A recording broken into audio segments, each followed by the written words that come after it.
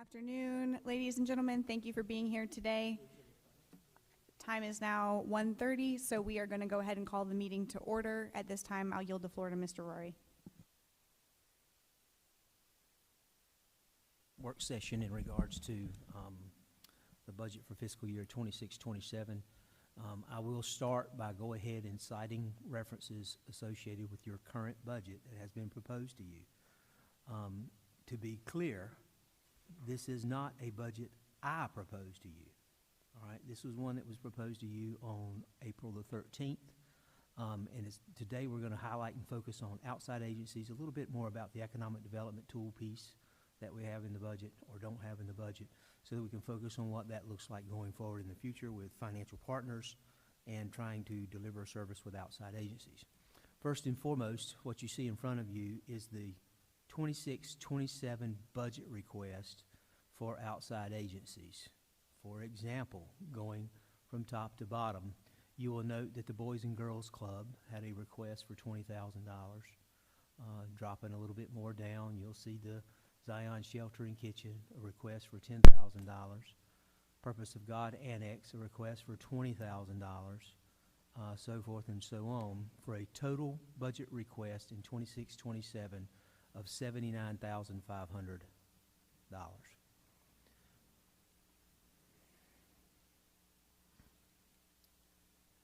This is currently what is in your budget proposal to meet those requests.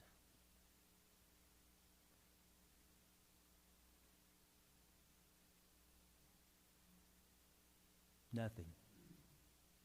$0. Okay?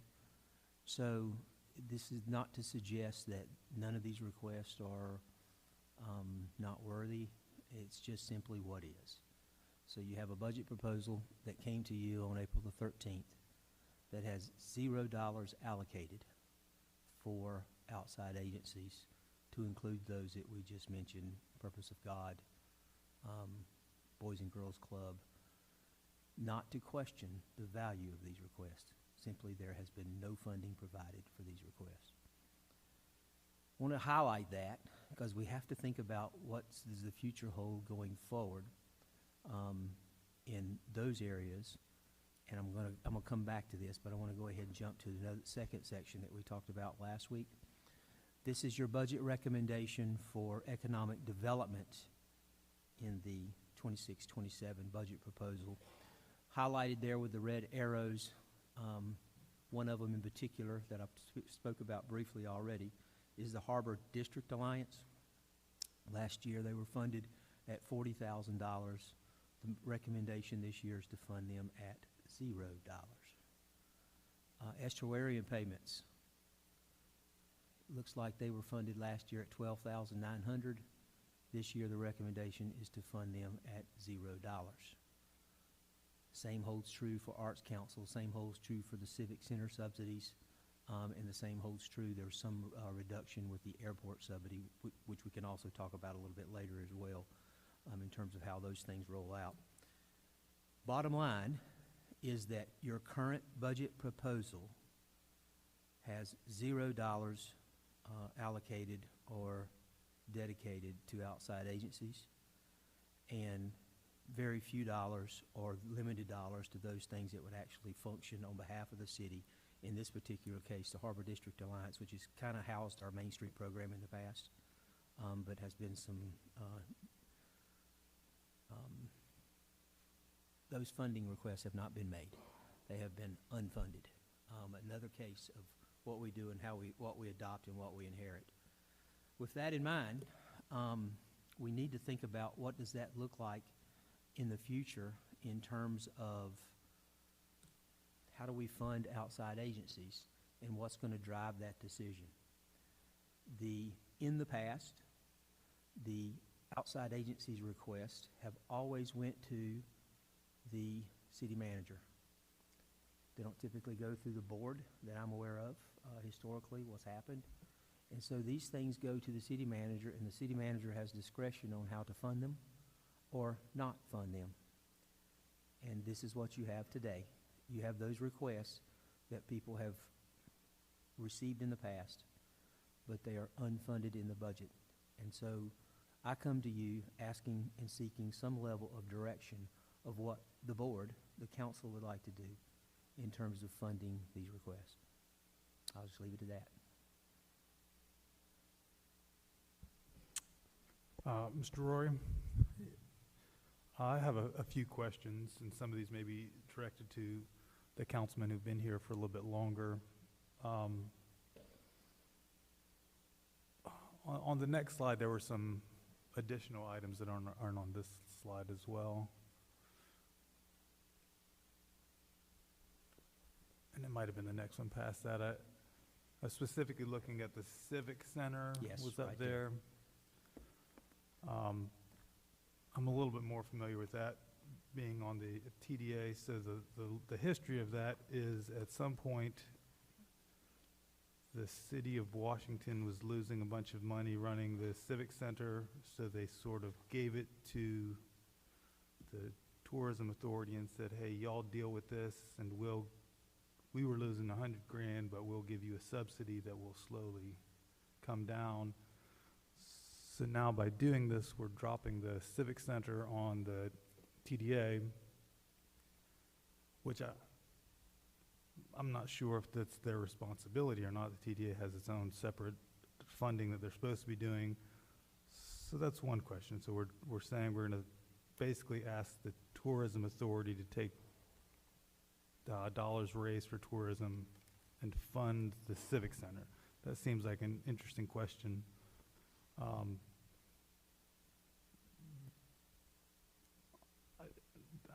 Unfunding all this stuff seems interesting, seems ad hoc, not really thought out, just slash. I mean, I don't know what the process was for these. It seems like, and I'm asking here, I think we funded most of these things for years in the past, and this is just a quick way to say, hey, we're going to save $80,000. Is that your interpretation, Councilman Tyree, Councilman Horton?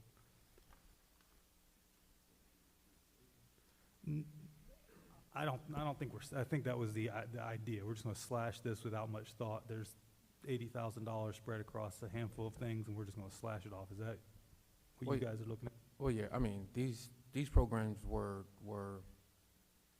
on the chopping block before, when certain individuals was at the helm, either sitting there or as a manager, but the board wouldn't go for it. So I guess when they were in a different position, they decided to present it the same way.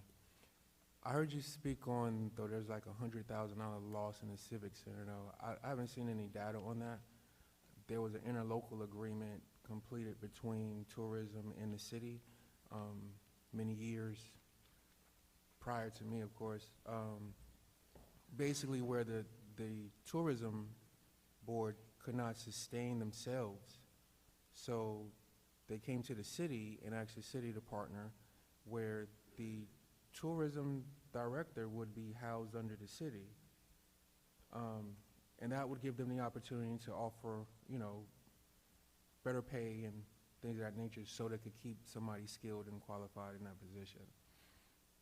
And all of that interlocal agreement tied into the Civic Center and everything else. But this idea that we lost, that sounds like a conversation that I've heard from other individuals before that never came to any documentation. But yeah, so this is just an idea to cut without any understanding of what we're cutting. It's the idea of, if I don't like a program or I don't support it, I'm just going to cut it and get the council to go along with it. So great questions. I think some of the ones, if you go back for me. One more?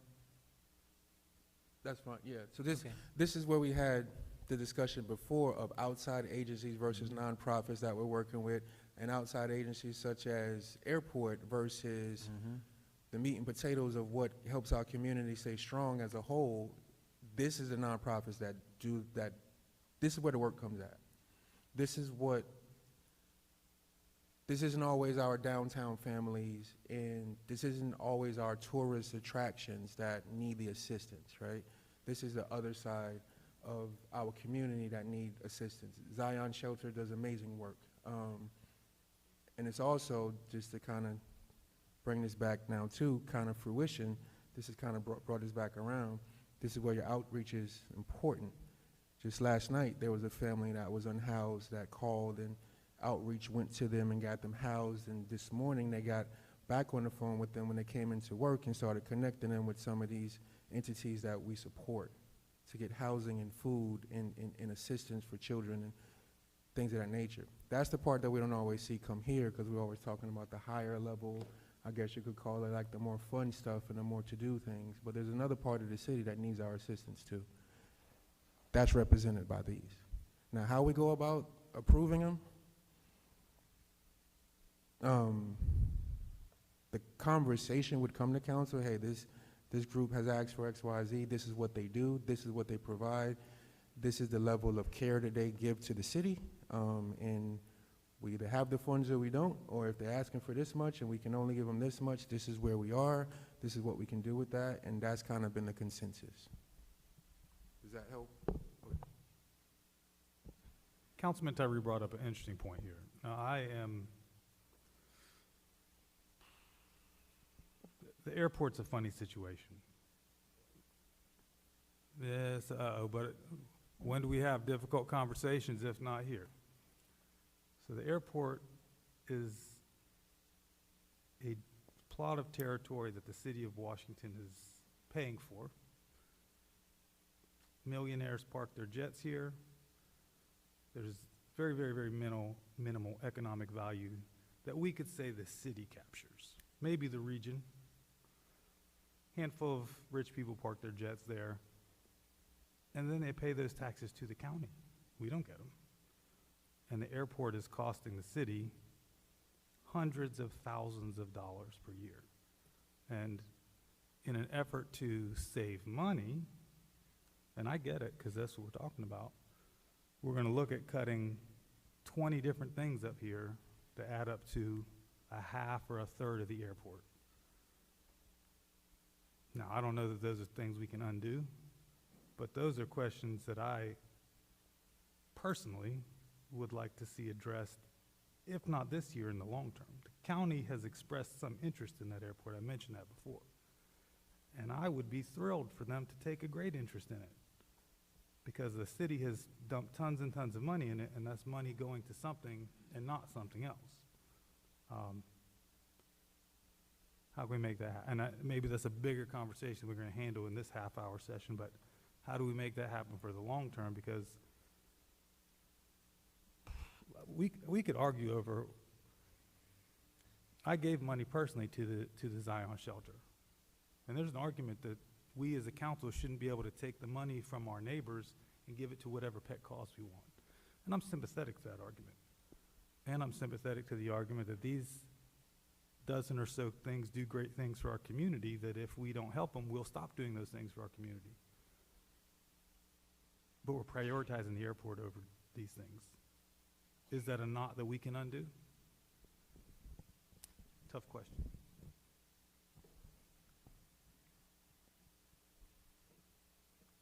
I agree with Nick Fritz. Really?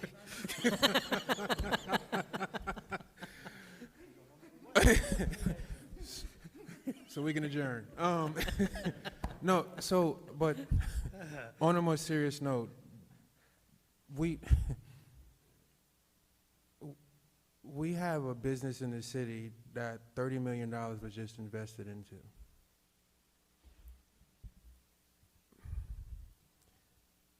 What return did the community get for that 30 million besides 200 and something thousand? We reduced our footprint to them about $40,000. Yeah, give or take, something like that. Right. So after $30 million of investment, and that's just recent investment. That's not previous years of $250,000, $250,000 a year. And I get it, like, I love the airport, I love the space, right? But can the average, or can any citizen go to the airport and utilize it for anything that they're paying taxes for? That's my question. And after $30 million of an investment that did not come off the city's back, we're still questioning, like, at what point will the community get to enjoy it? And from my understanding, and this is way beyond my grade, but from my understanding, because one of my first questions was, will it ever be a commercial-sized airport? And I was told absolutely not, because it's maxed out. So there's no potential for any commercial flight to come here whatsoever, but yet we're still dumping it in with taxpayers' money to say we just want it, or we want to keep our name on it. I'm not really sure where we stand with that. But just that amount alone, I go back to what I ended with yesterday. Just that amount alone, why would we have to fire 3 or 4 people that are actually boots on the ground making things happen for the community itself with just the airport subsidy alone? But I do agree with you, Mayor Pro Tem.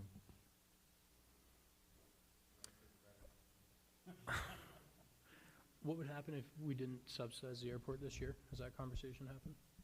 No. No? Would the airport be able to operate without the subsidy? I think it's subsidized right now at about $173,000. The airport revenues, and I've got it loaded in here in case you'd like to have a conversation about that. I mean, if they Go kept their figure. revenues and they didn't get a subsidy, could they operate without it? I don't No. know. I don't know. Tammy says no. You know, if your expenses are overrunning your revenues, then you're operating. We're in the talking red. fuel You sale can't do revenues it. and tax revenues. They wouldn't be able to operate? No. Okay. Do we have any, if the General Assembly passes a budget, there's 17 million additional dollars allocated to our airport through that budget. Do we know what the earmarks are for that Yes. money? Yes, It's not for the airport. it's not, okay. What's it for? I'm not willing to talk about it. It's for a private business, basically. Okay.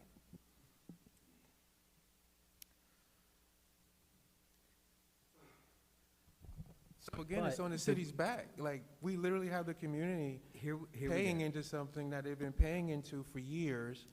And even with the taxes, there's a split there between the city and the county. And at one point, tax revenue never met that max, which I think is like 100,000 or something like Yes. that, right? 100,000? And then after that, there was supposed to be conversation on how it's split from there. But that is just recent, that we've even gotten to the point to even think about having that conversation because it wasn't getting there. So yes, I understand fuel cells, I do. I understand that that's a great driver. But what I don't understand, if fuel cells are so great, why is there $250,000 up here asked of the city's tax money to continue this airport idea?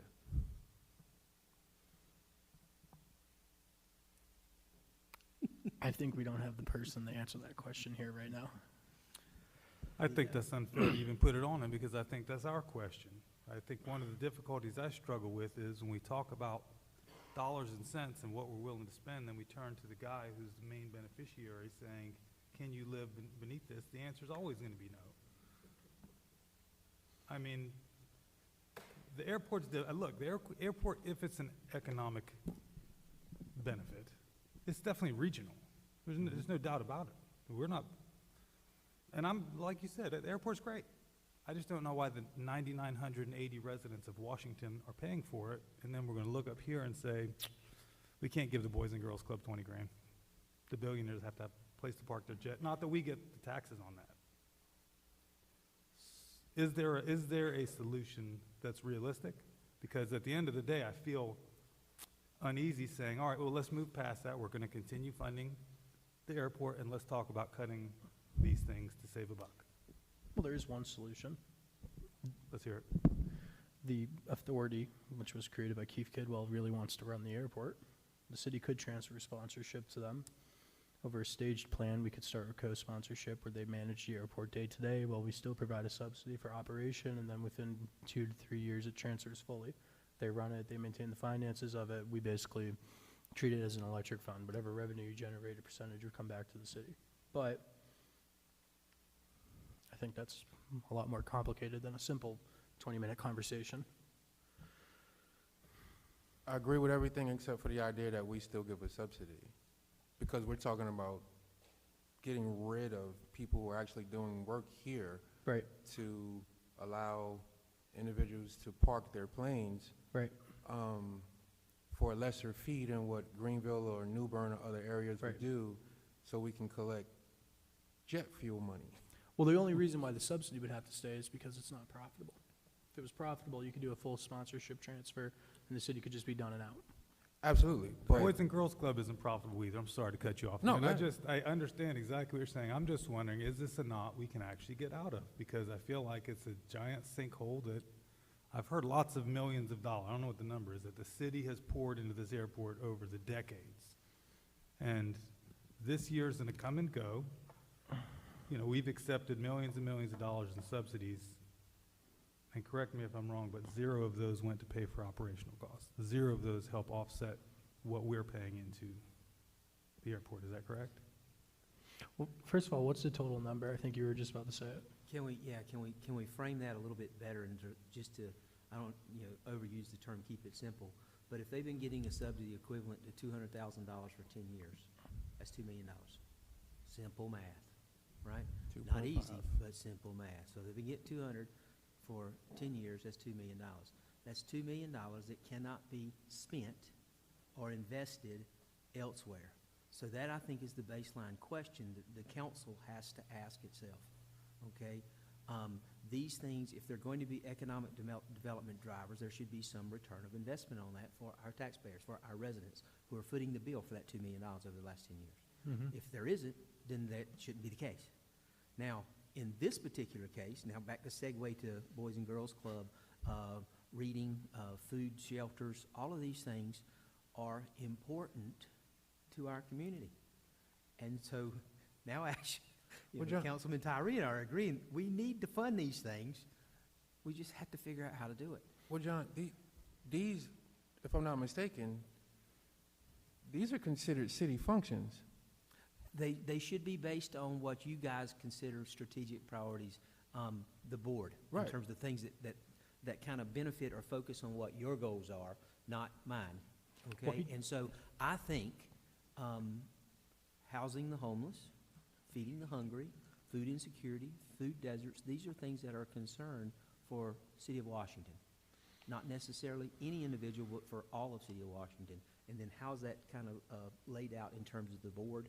And so what follows these slides is I'm really just trying to keep it open so that you can have a greater conversation right now. Tammy's sitting here waiting to talk about it, actually.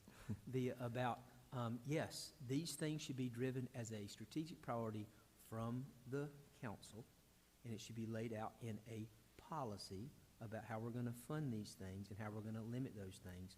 So I have a few slides to talk to you about just that very case. So I really just wanted to open the floor and let you have that. That's a courageous conversation, and, it's time. You got to have these courageous conversations. Simple math, $2 million. 2.5. I have no problem funding any of these programs. I think it's a good community asset, like everybody's been saying here. My issue with it is just when we met, I don't know, 2 or 3 months ago, when this was originally on the agenda and we took it off because it wasn't budget season, the interim city manager at the time did go out to each of the organizations and say, what has the money been used for historically? What programs has it gone to, X, Y, and Z? And a lot of the programs were using it to fund things like their insurance or their payroll or other things like that, not directly one-time events that benefited the city. From the School of Government and the League of Municipalities, though, it's okay and it's good to fund programs like this, but we can't fund it for those reasons. So what I want to make sure this year is that the funding isn't going towards insurance or payroll, it's going towards actual events that impact people that use those programs, like the family you were just talking about. So, again, the same conversation. We're talking about $173,000 in a subsidy to an airport that hasn't turned a profit in over 10 years, while also wanting to cut whatever the number was up there, $74,000. It just, apples and oranges, right? But as long as we can go back and tell these organizations, hey, we're going to give you your funding this year, however, you can't use it for this reason, tell us what event you're going to put it towards, I have no problem funding them. And I think that goes into our policy then, on that note right there, based on the LGC's guidance of you can't fund agencies for these reasons. And then we put that responsibility back on the agency to let us know in their application exactly what they will be using the funds for that they're requesting. I think that's a easy win right there for us, and win as in allowing individuals to continue working within the city for everyone, you know? And I'll just give a little quick, since we're right here on that, the importance of the shelter, and, you know, we hear about feed the homeless and well, feed the hungry and house the homeless. Well, what happened, and this, again, it just segues back into it because we're talking about this now, with the 2 positions that were created from yesterday, what happened was, before those positions were here, some of the citizens began calling the city and were upset because some of the unhoused were downtown. They were on the benches, they were under the trees, they were downtown, and they were highly upset about that. So when they called, the police ended up going and interacting with these individuals, and at that time, citizens called again and said they didn't like the idea that the police were trying to apprehend individuals in such a dire strait. So the chief at the time said, well, what else can we do here? And that's another reason why those positions were created, to be boots on the ground. So when phone calls like that come in, they are the first ones to intercede. Or if an officer does, instead of tying that officer's time up with trying to get someone emergency housing, they will call one of those 2 to go out there and do it. So all of that kind of ties into it, if that makes sense. It does. Everything is connected. That's what I've been talking about for a while now. Everything is connected. There's not just a one-off. And so when you talk about whatever it may be, you know, some of these requests are for like domestic violence. These are issues. And so the police respond, and I think that most of the police officers would tell you that you got to be on high alert when you respond to domestic violence, because you never know where you're going to fall in the middle of it. You know, these are concerns. And so here it is in front of you. This is not a budget that I have presented to you. This is a budget that was presented to you. So now you're going to have to ask those questions about, well, how do we fund this? And so now, if you've got a budget document in front of you that lacks, what was it, $78,000 of funding for those requests. So now how do you fund that in a budget document that doesn't include it? You have to back up and clean up this document. That was the request yesterday. Do we have to get a new book? Yes. And you see Tammy going, okay, we got to get public hearing. We got to put these things in play. So we've got to put it together, and that's where I'm at. So when we fund the airport and give them their monies, can you tell us what do the money go to? No, I'm going to put it on the line here. That's the reason why we have council liaisons to these different agencies. Okay? So there you go.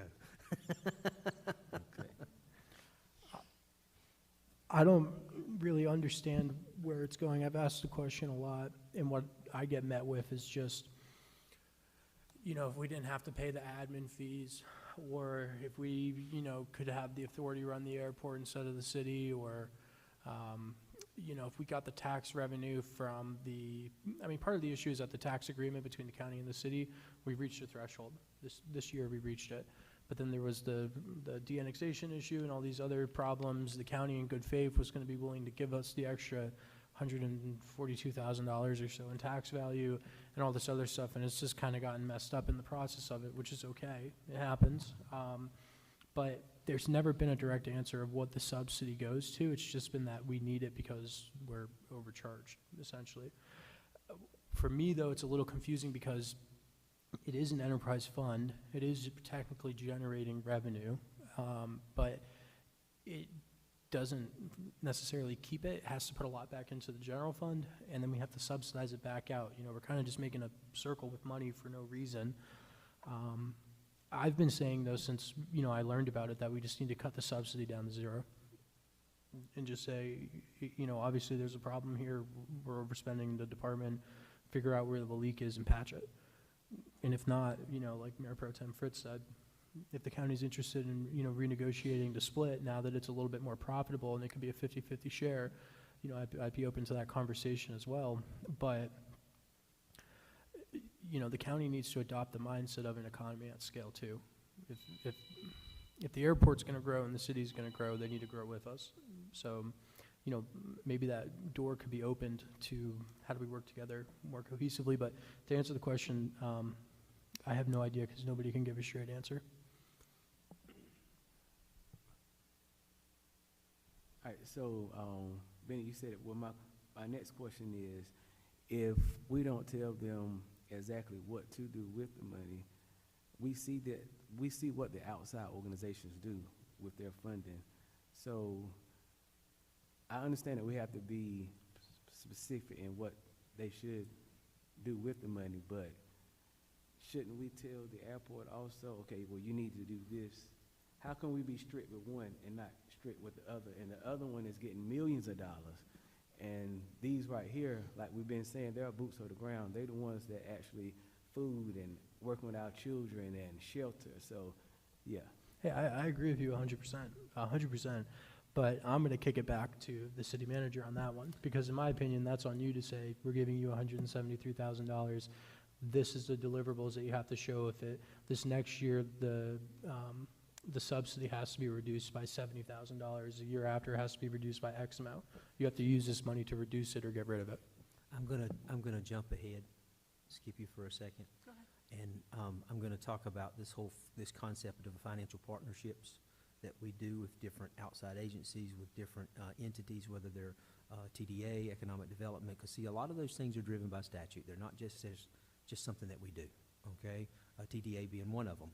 And so I'm gonna jump to some simple little things here, all right? When we talk about eligible funding, whether it's for an outside agency or an economic development, we don't have an economic development policy that I am aware of, okay? When we start talking about things, whether it's gonna be tax incentives or how do we take and roll out different economic development efforts inside the city versus outside the city. And so I wanna just kind of briefly touch on this. This is just some policy highlights from the city of Charlotte, okay? And I just want you to think about this for just a second and of what it means. And so to be eligible for some of these fundings, and in this case, we're not talking about the airport, we're talking about Boys and Girls Club, okay? We're talking about Zion Shelter. We're talking about these things that provide services to our residents within our community, helping them find things that are important for us. And so first, they gotta be, kind of a nonprofit. They need to be registered. It can't be just something that we just, I don't use the term loosely, I guess I am, but give it away without some type of real designation that there is a 501c3 nonprofit for it. It shouldn't total more than 30% of the agency's overall budget. So think about this. Now, thinking about how all of these things tie together, the reason for that is because you've got to have other sources of revenue instead of just tax dollars that are going to this stuff. So there needs to be donations, there need to be state funds, there need to be county funds, United Way being an example, things that kind of support these operations. And then it must be for programming or one-time expenses. This is critical. This is where you start getting into some of the legality of how you take and divvy out tax dollars in terms of salaries or things. These are deliverables. What's the program cost, supplies and materials, or what's a one-time expense that we can support instead of over and over and over. The term of this, I like this bottom line down here because I think this speaks to a lot of issues, but it also speaks in terms of how do you support agencies over time. You see, no general fund discretionary financial partners can be funded more than 5 consecutive years through a financial partners process.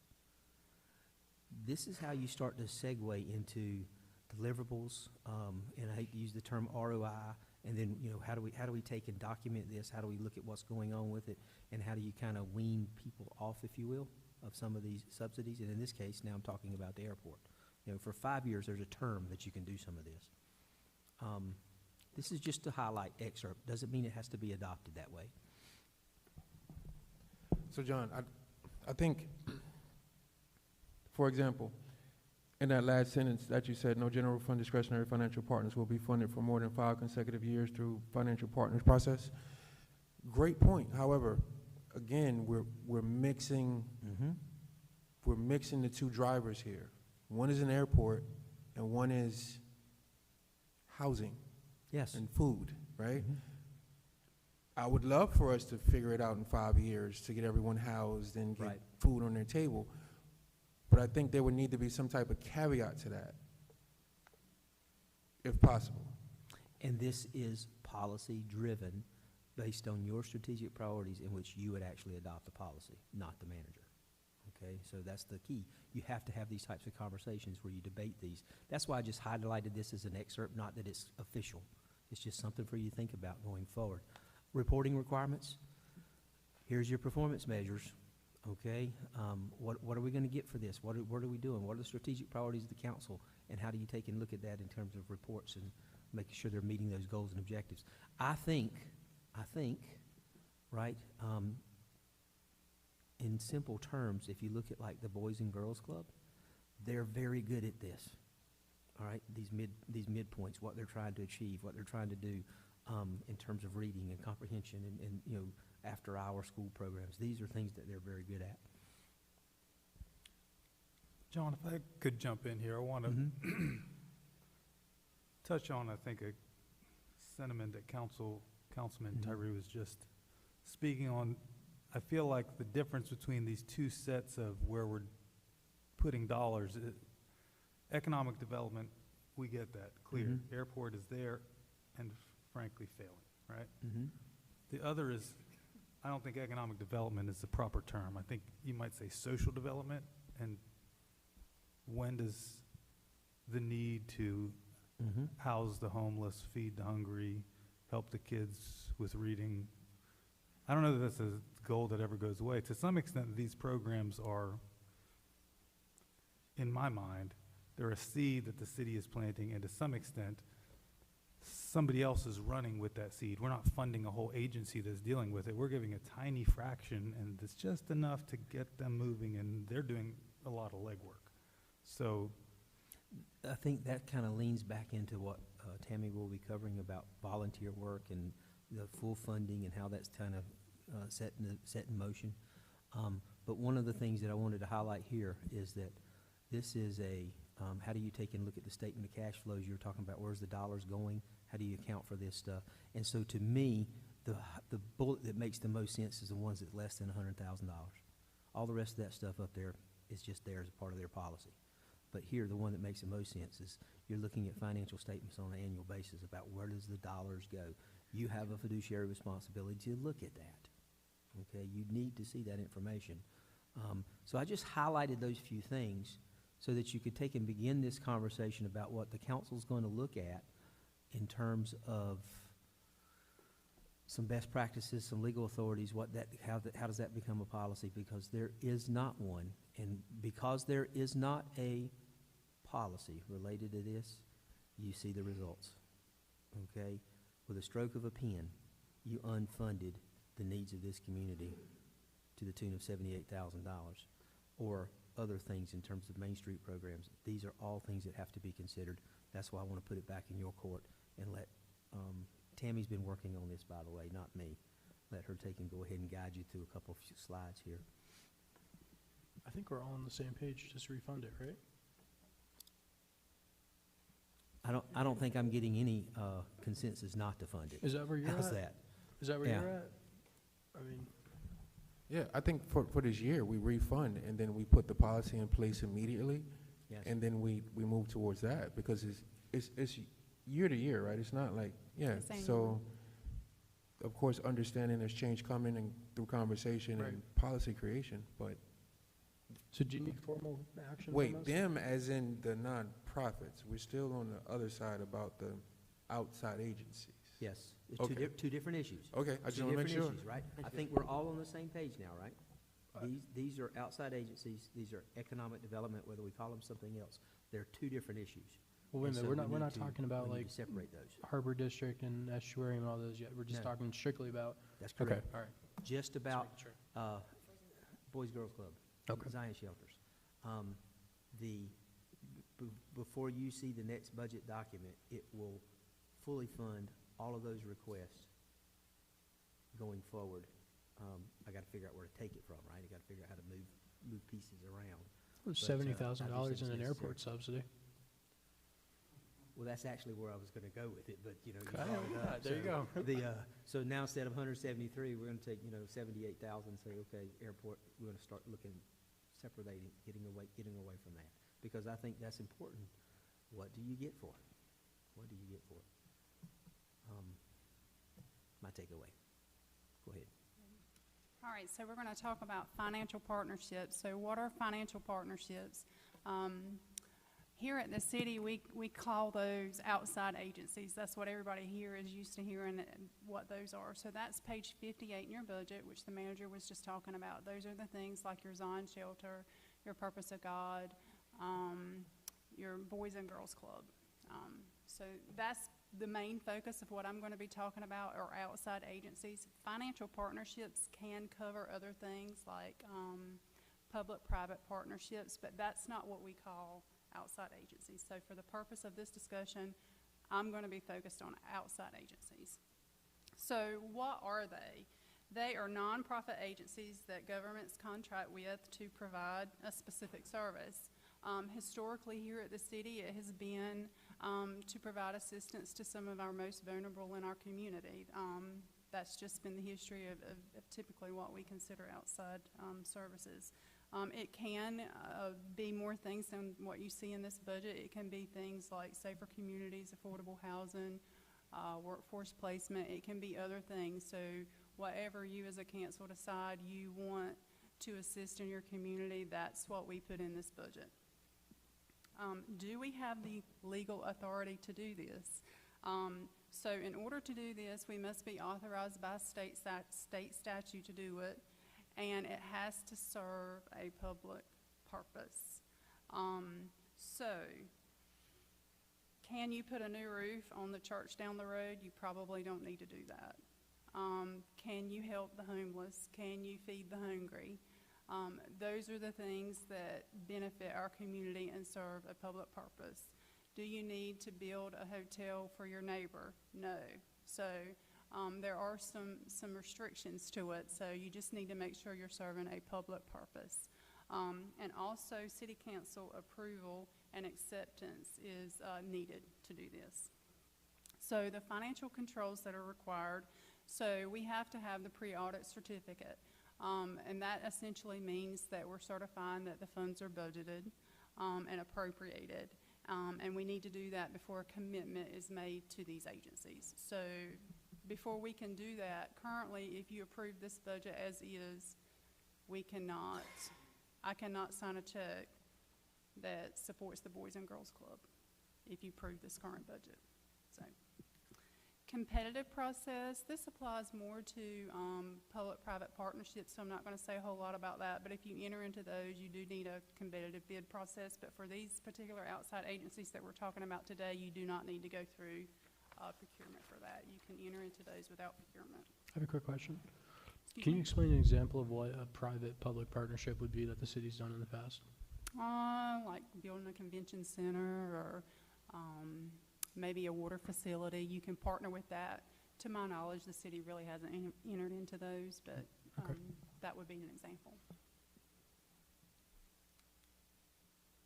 So benefits and best practices. So why would we do this? You get to partner with others that are already doing it. You essentially pay them and you support them. You're sharing your resources. It's cost effective. You know, like the manager's been talking about economies of scale. You know, we give them money and they do the work. The city doesn't have to provide the homeless shelter. We contribute towards it.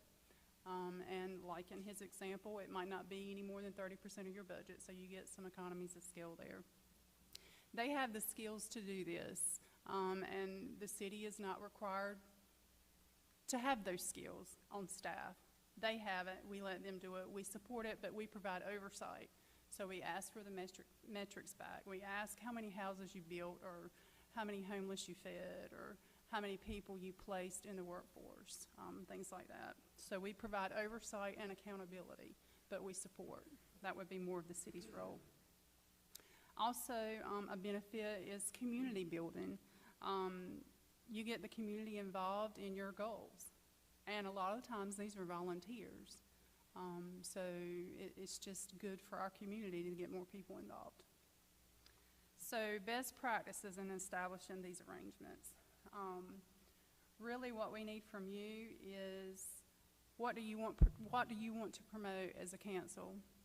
What are your goals? Do you want to feed the homeless? Do you want affordable housing? Do you want safer communities? That's what the manager needs direction from you as a council as a whole to decide what you want to support. I also recommend simple agreements. You got to remember, most of these people that we historically have worked with, they're probably volunteers. So we need agreements to protect all of us, for all of us to understand the terms and what we're expecting, but they don't need to be overburdened. They're typically nonprofits, so we need simple agreements to just guide us. So I do recommend an agreement in place. Accountability. The manager was just talking about it. Do you want to require them to have an audit for most of these places? Probably not. But their financials, yes. Do you want to know what's going towards salaries? Probably so. Do you want to know what they're spending on the programs that's important to you? Things like that. So performance measures, back to that, how many houses affordable housings that was provided, or how many people were placed in jobs, that type of thing. Separate voting in the budget is recommended. The UNC School of Government in the last few years has recommended that council vote on these outside agencies individually, as opposed to in this budget document. And that's to protect you as well from any conflict of interest that you may have. It may be your nonprofit that the council has decided to support. So in that case, you would need to vote on each nonprofit separately and recuse yourself from the vote. So you don't have to vote on it in this budget. It typically is handled through the budget process, just voted on separately. So what are the recommendations and next steps for everyone? I have put a sample policy in front of you for you to read. It's the Charlotte policy. I would recommend you look at it. A policy is not required. We currently don't have one, haven't had one, so it can be as simple or as complex as you like. But a policy does set the standards, the expectations, and the guidelines for everybody involved, for you, for them, for your staff. It tells us what to follow, and it keeps things fair and consistent. So I would recommend you review this policy, see what you like about it, see what you don't.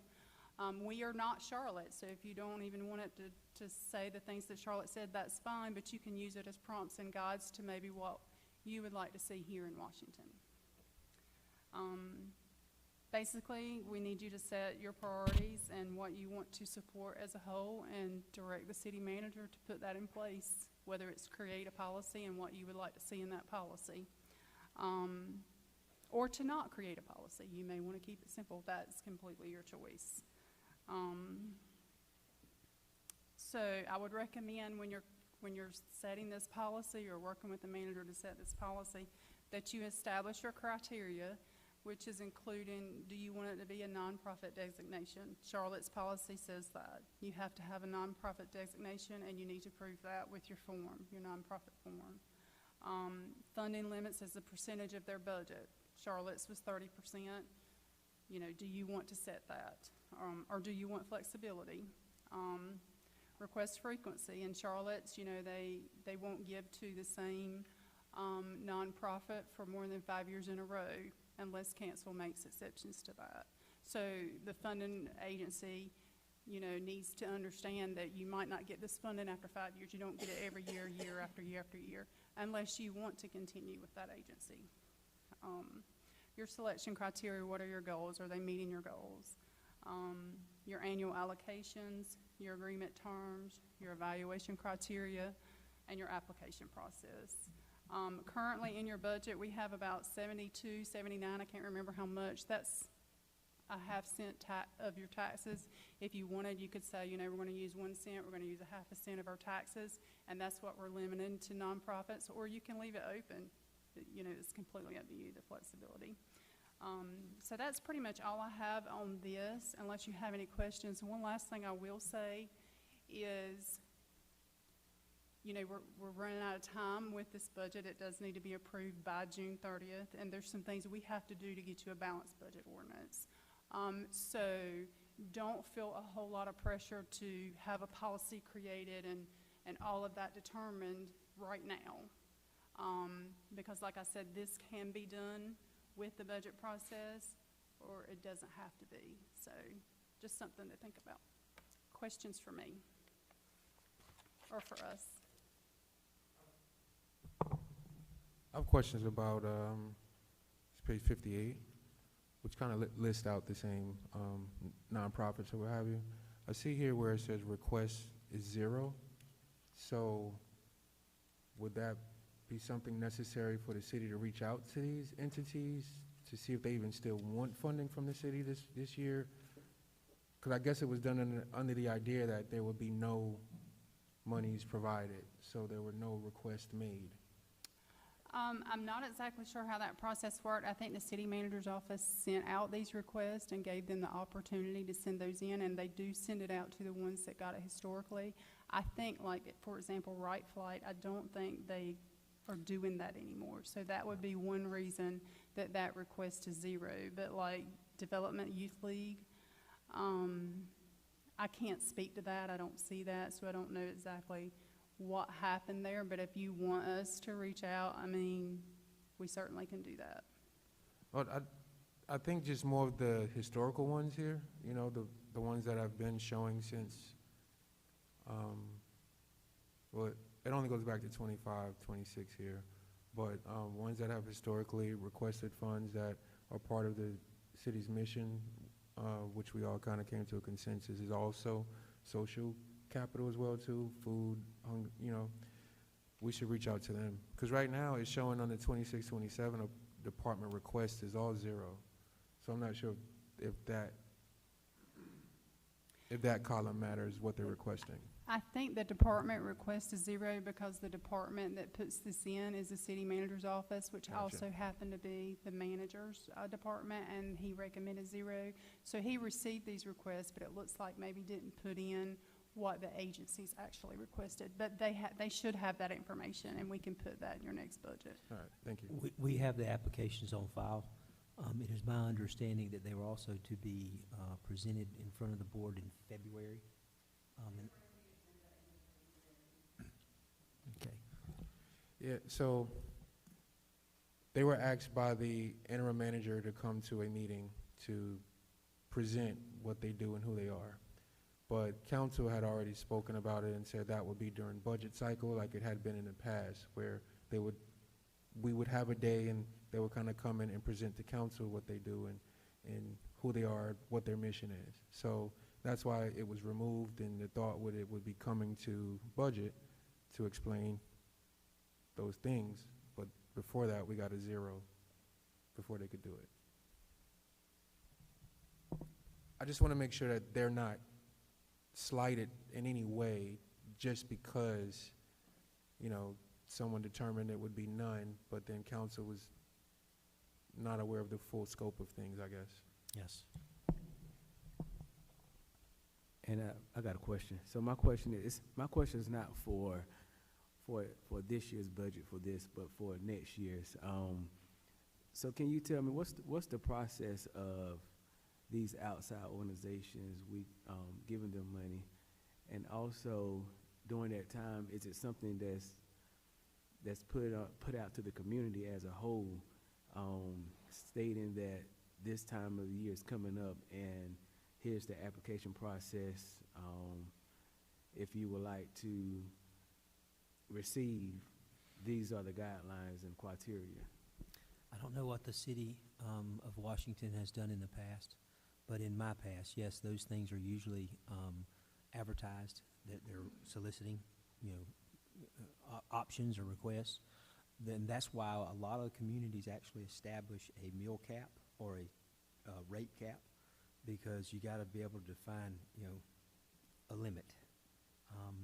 And so I know in South Carolina, they did a 3-meal cap on it, so anything over 3 meals couldn't be funded, which what that does is it drives that 3 meal, the value of that 3 meal goes up as the tax digest, so the tax value goes up. And so that helps you, you know, the United Way would constantly, more, but they were capped unless there was increase in the property values. And so that's one way of dealing with it. But yes, there's usually a call for proposals or for those requests that goes out, and then there's an application process. One of your policies should define, and this has to be kind of real clear and consistent, that you have to apply by such and such date. Because if you don't, those that are late to the table won't get in there, and then you're going to go, well, gosh, you know, you should have applied. You got to be very clear on that. So yes, those calls and that application process should be well-defined and clearly stated and clearly articulated to the entire community. Do we want to have a cap on what we give these nonprofits, or do we want to just give whatever, whoever asks, we'll just give it to them freely? When I come forward after this budget year, we get it in here, we go ahead and fund it. Then we start looking at the policy after we get the budget adopted, and we start talking about what those caps could be. It would be my recommendation to at least establish some level of a cap.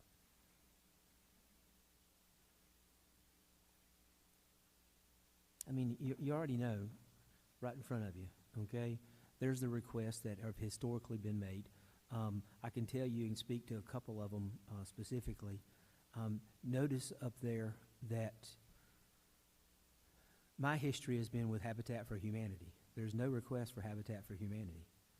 I do it in in-kind donations. We've done it in terms of land donations for the city that goes to so that they can build some of these houses available, in partnership, so that the way to wealth is through home ownership.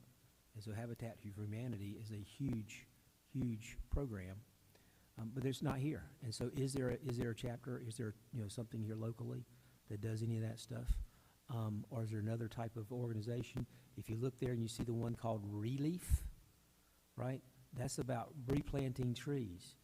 In once again, my past, we've actually baked that into a tree fund or a tree bank schedule in a part of our zoning policies. So if you have zoning that requires a certain landscape requirement, and they can't meet that landscape requirement because it's a small lot or something along those lines, they can actually contribute money into the tree bank in lieu of that. Those trees can be planted all over the city in city parks or wherever it may be.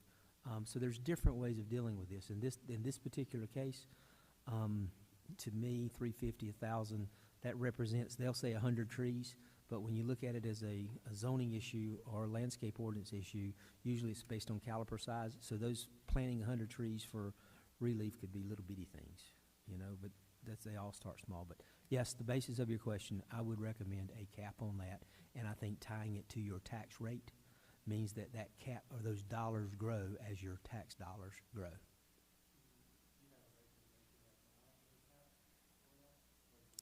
Right off the top of my head right now, I'd say no more than 1 cent. Just easy math for us, because we kind of know where that lands, and this only represents half of it. But there you go. That means you open to Councilman Horton's point. Now you accept these applications, but you've already established that limit. So not everybody gets funded, but you have to make some critical decisions about that. That's a nice segue into a point that I'd like to make here. So everybody has budgets that they live inside. Everybody but the government. The government says, we're going to spend some more money, and if we run over, we're just going to reach into your pocket and we're going to take it. Now, I call that theft, crookery. Now, the rest of the world just calls it government.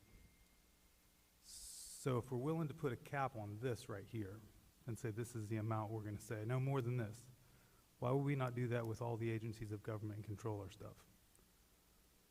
This council, for the first time in quite a while, I think, was actually elected with a specific agenda put forward. I think most council people run with whatever, and they get up here and they do something. There's 3 people sitting up here that ran with a very specific message. The city taxes were raised. The citizens were not asked about that additional expense, and the citizens were unhappy with it. And we ran with the expectation that we're going to bring that down. We're going to hand the number over to the professionals who do this and say, this is the amount that the citizens are willing to spend. They set it 0.3775. Now, we give that number out, the response back is, we just can't do it for that amount. 6 months ago, in July, the government operated on that amount of money. That was just last July. Whatever expense that has happened, whatever rise that has happened in the expense of government, has happened in this budget that we're in right now. If we go back to the budget where we were before the citizens were riled up, the government's not going to collapse. It was operating 6 months ago with that budget. And more than that, that's the amount that the people who elected me were comfortable spending. That's the amount the citizens of Washington were comfortable spending. Not the Jay Lambs of Belhaven who write articles about what we do.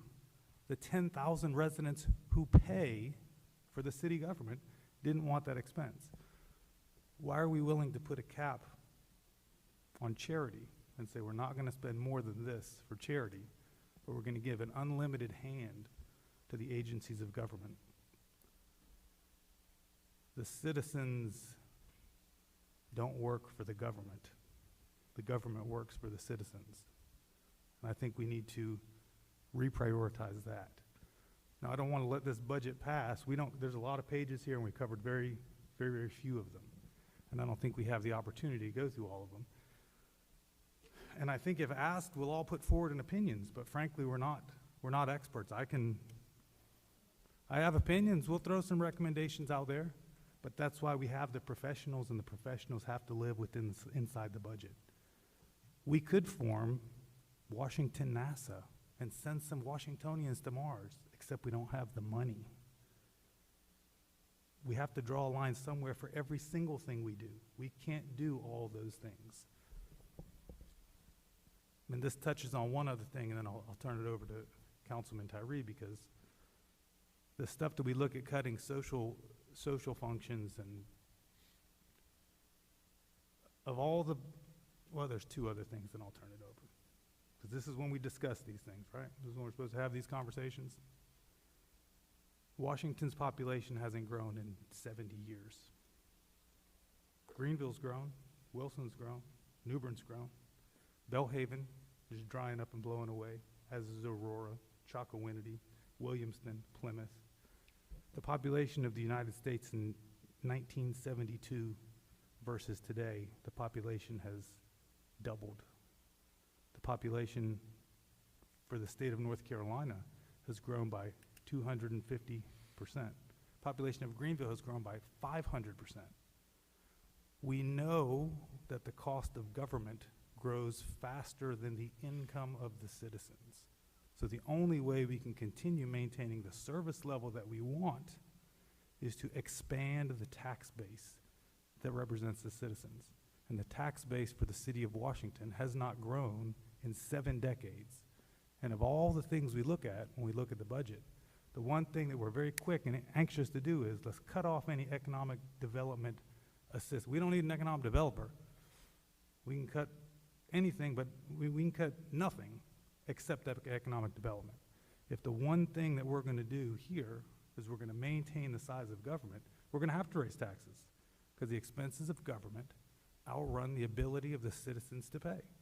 Government expenses rise faster than wages, and if our tax base isn't rising, we have to raise taxes or we have to lower service.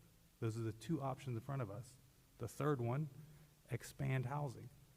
Now, that's not part of this budget. That's a conversation that we need to get into. And the last thing, because I want to put all these cards on the table.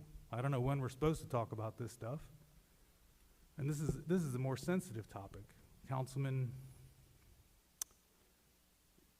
when I was introduced, I live in this town. I own businesses in this town. My kids go to school in this town. 50% of the people who I see in this town are black. We're not white. When I walked through City Hall for the first time and I saw every office, I couldn't help but say, where are all the black employees? When I met every department head, I asked, where are all the black department heads? Now, I don't know how that's possible. That's not a failure of the last week. That's a failure of the last few decades. Now, we can be naive and go out on a limb and say, well, that there's just nobody qualified. We put out the applications and we hire those who are qualified. In the tiny amount of campaigning I did, I met plenty of black folks with PhDs, master's degrees, brilliant folks. Now, I don't know how we address that issue. Now, to me, that is an HR issue that happens at the top. When we talk about eliminating positions, I don't know the names of the people who were in there. I don't know who we hired. I heard we hired 50 people in the last year. I'm just wondering, is the opportunity of local government open equally to black people in this community? And I don't know how we fix that issue, but I think it's a very real issue, and I don't want to talk about it behind a closed door. We're going to bring it open and talk about it right here like everything else. I don't know if there's a budget issue, but we're talking about cutting people and hiring people and things we're doing. I don't represent Smallwood, certainly not Belhaven. We represent Washington. 50% of my neighbors are black. When do we see them in the upper levels of government here?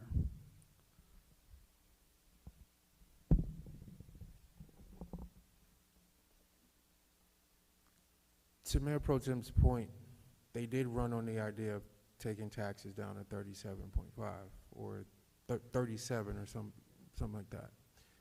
I think what we may be missing is just a basic script of why you can or cannot go there. And I know we've talked over it, but I think putting that together would be fair for the ones who ran on that to say, this is the cost of this and this is what it is. I've heard you break it down to say a penny is $150,000. If we lose 10 cents, that's $1.5 million. Where does it come from? But just to kind of, I guess, move towards this so we can get through this, what would be needed to feel like you're not being cheated or lied to or like sleight of hand or shape-shifting to say we can't get to 37? What would be needed for you guys to become, because there's so much more government to do, right? There's a lot more that we haven't even touched on yet, even strategic planning. Like, we haven't even sat down to decide what do you really want outside of, what you ran on.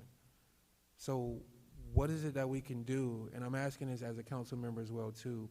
How can we get past this to say we're going 37? Or wait a minute, we absolutely cannot do it without crippling the city, and this is why. Direct to those reasons. And if it's 1.5 off, then where would that come from, Mr. Rory?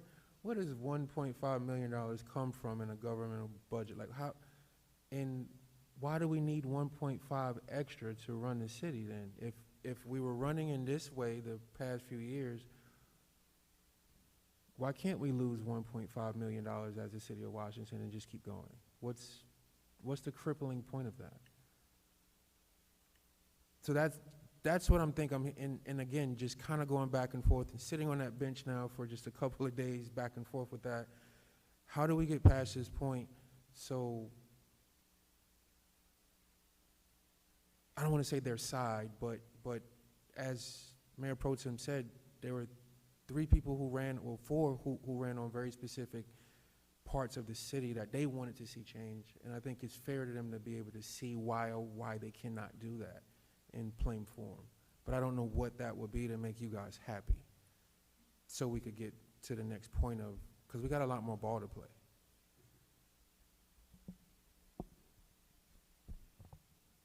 I need direction from you. I mean, you've got a budget document that you've had since the 13th, okay? I didn't write this budget document, and so I've been very, very clear about things that you have to take in order to give. And so if you're not willing to take those things to give and get that number down, then that's where you're at. I can't take in. what would a $1.5 million loss right now do to the city of Washington? Can you repeat that? Where, What would a $1.5 million loss do to the city of Washington right now? you're gonna have to lose services if you appropriate fund balance, which I highly recommend you not do, based on what you've been told for the past couple of days and weeks from both the manager and I. The way I see it is you're gonna have to decide what business you want to be in, what facilities you wanna have, what people you wanna have. When you start losing facilities and you start losing people, you start losing services. That's why the manager's saying, I need to know what services you want to cut. So, does that answer your question? So I think you immediately dial back the, the expenses that you went to get the 48.5 cents. That was $1 million. If we go back to the 24-25 budget, let's then decimate the city from exactly, about 9 months ago. We went exactly back to that 24-25 budget, that's then decimated the city budget. In 9 months, this has increased 1.5 million, 1.6 million. Well, I mean, the general fund is a $26 million budget, and you've got to remember, you've got staff to pay, and if you don't give them proper raises, you don't give them cost of living, you're not going to have anybody to run the city. You know, you have to think about benefits and costs that go up that we don't control.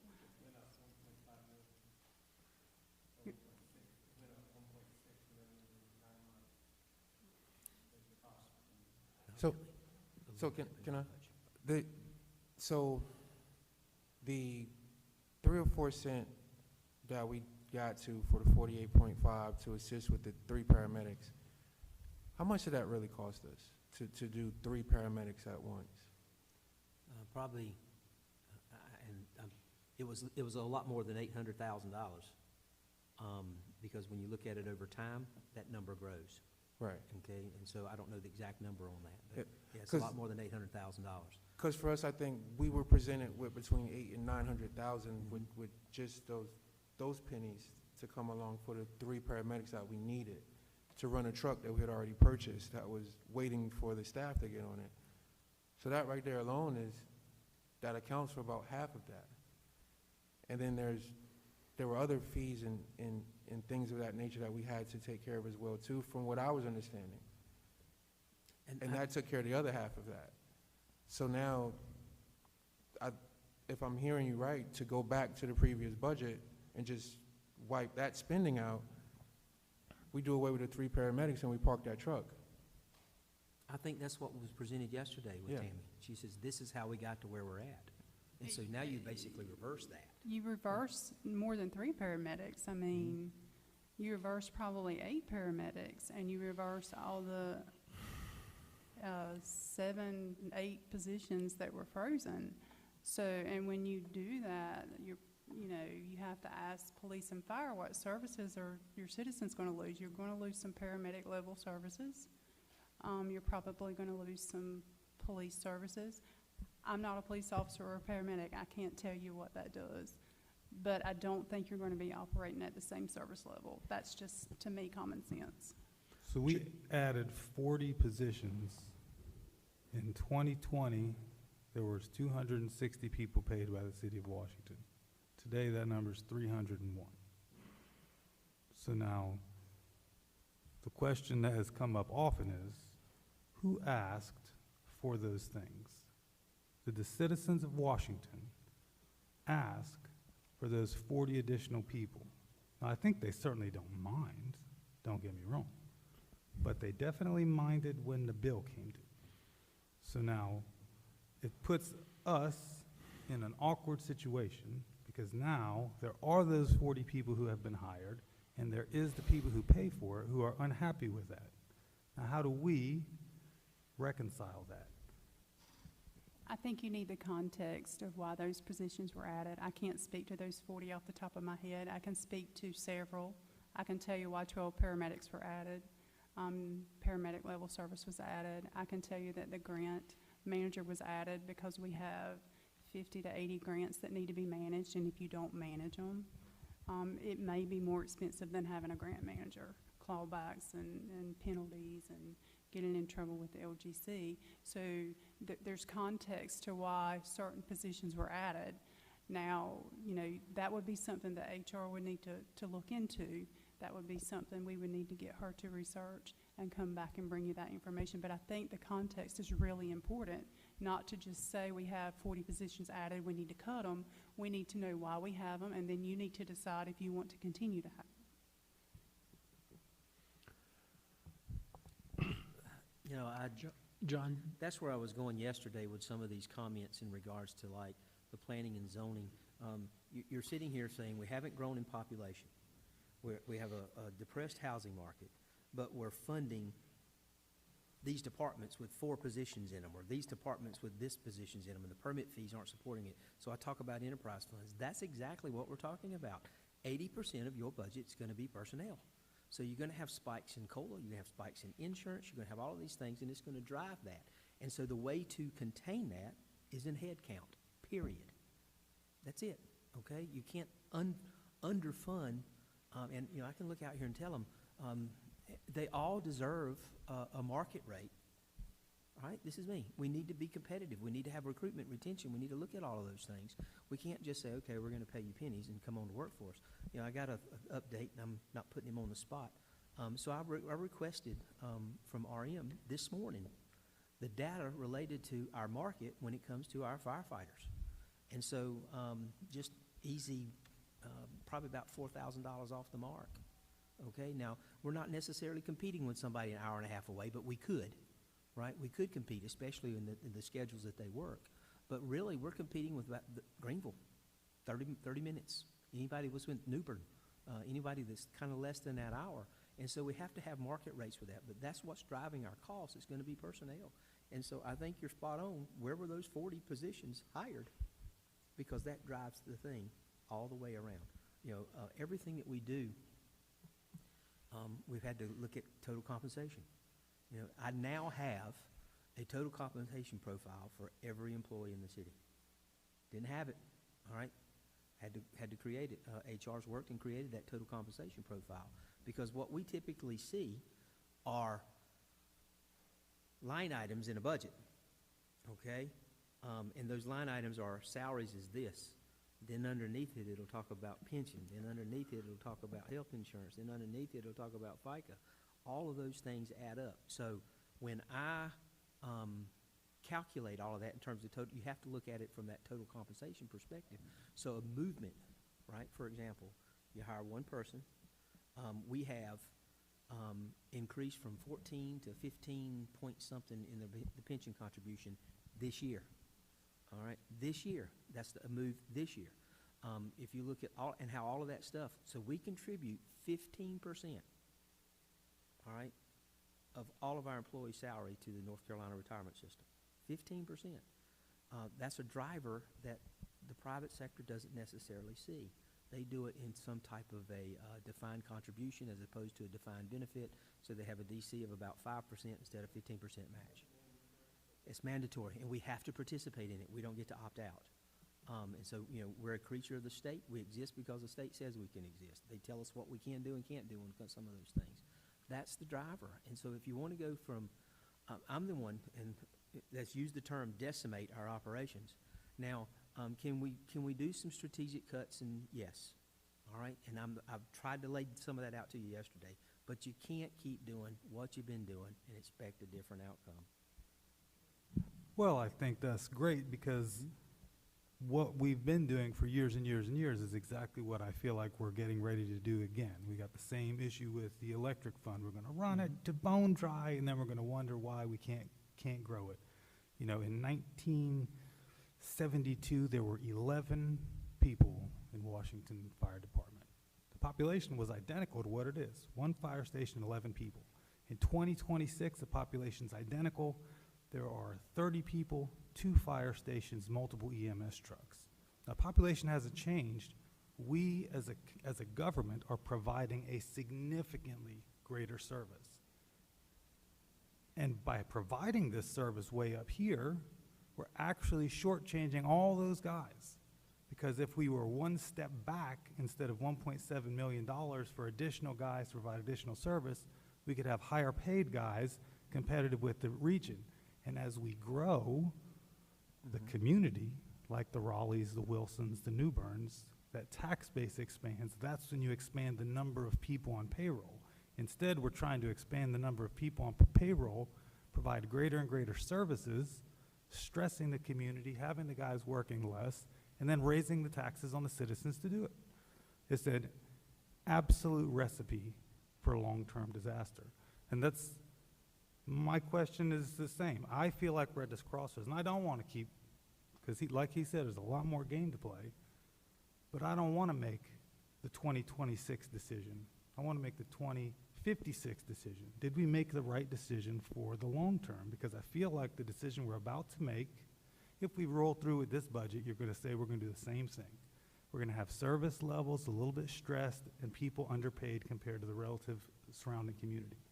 I don't feel like that's the recipe for long-term success. To do what we did last year and the year before and the year before and the year before since 1960 and expect a different result. When I drive through Aurora and Bellhaven and Chocowinity, and I wonder, are we going to see Grimesland grow twice as fast as us and the taxes in Washington go up so that we can keep trying to eke by at our level? Are we going to shrink like those communities? Or are we going to grow like the communities beside us? I definitely don't think we've figured out the recipe for it, but I don't feel really good that we have increased the number of people and maintained minimalistic pay, and we're saying we're stressing those guys out. We can't be all things to all people and do all these things. If we have added 15 people in the last 12 months at an additional cost of $1.7 million, that was a mistake. That was a strategic mistake. Now it's ours to live with. Like, how do we fix that? Are we going to raise the taxes? The citizens said they don't want that. And we represent those people. How do we fix it? Now, before turning this over, this is the question that keeps coming back, where I would say, when I take the car to the mechanic, I'm hoping he's going to fix it. When he turns around and says to me, hey man, you tell me what to do. Like, I guess we can give you our advice.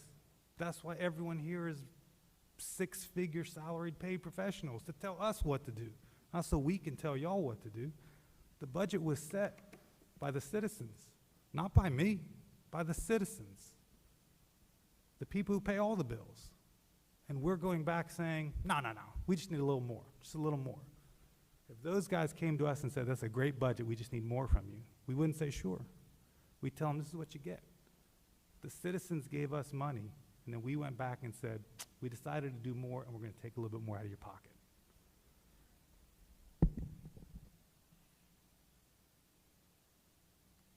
In regards to the statement of, what I'm hearing is we're expecting them to tell us which way to go. However, they have, meaning, hey, if you want to cut, kind of like we were saying before, if you guys want to cut, you need to tell the community what services they're getting ready to lose. Losing 1 or 2 people, if I remember right from what I was hearing when you first spoke to us, that wasn't the objective. Losing 1 or 2 people really doesn't move the needle either direction. If you want to do major cuts, you have to look into department level cuts. Losing employees, and 1s and 2s here in this department, or you ask the managers, like, how many can you let go this cycle? That doesn't move the needle from what I was hearing. And if you were proposing 2 to 4 cent cut with just those few positions being removed, I believe you said that one of them was like $20 over a year return to the community? No, a 1 cent cut will save you, if your value of your home is $200,000, will save you $20. $20, right? A year. So again, I think on a grander scale, they can only do what we say next. They've had the department heads come up and tell us, this is what we need. We heard from fire yesterday that actually explained why we can't put everyone under one roof anymore because of, you know, certain requirements have come about for the 5-mile piece and all of that, and to keep insurances at a certain space, you know. That's what we heard from the subject matter expert, right? I don't do fire. But yet, again, everyone has presented to us what they feel. We've heard from finance herself that says, hey, if you cut this, you have to do away with this. That's the part that we are now. What do you want to do away with? If you want to go from 48 to 37 to 27 to 12, what are you willing to say? The community no longer needs this, and we need to do this instead. But that's on us. That's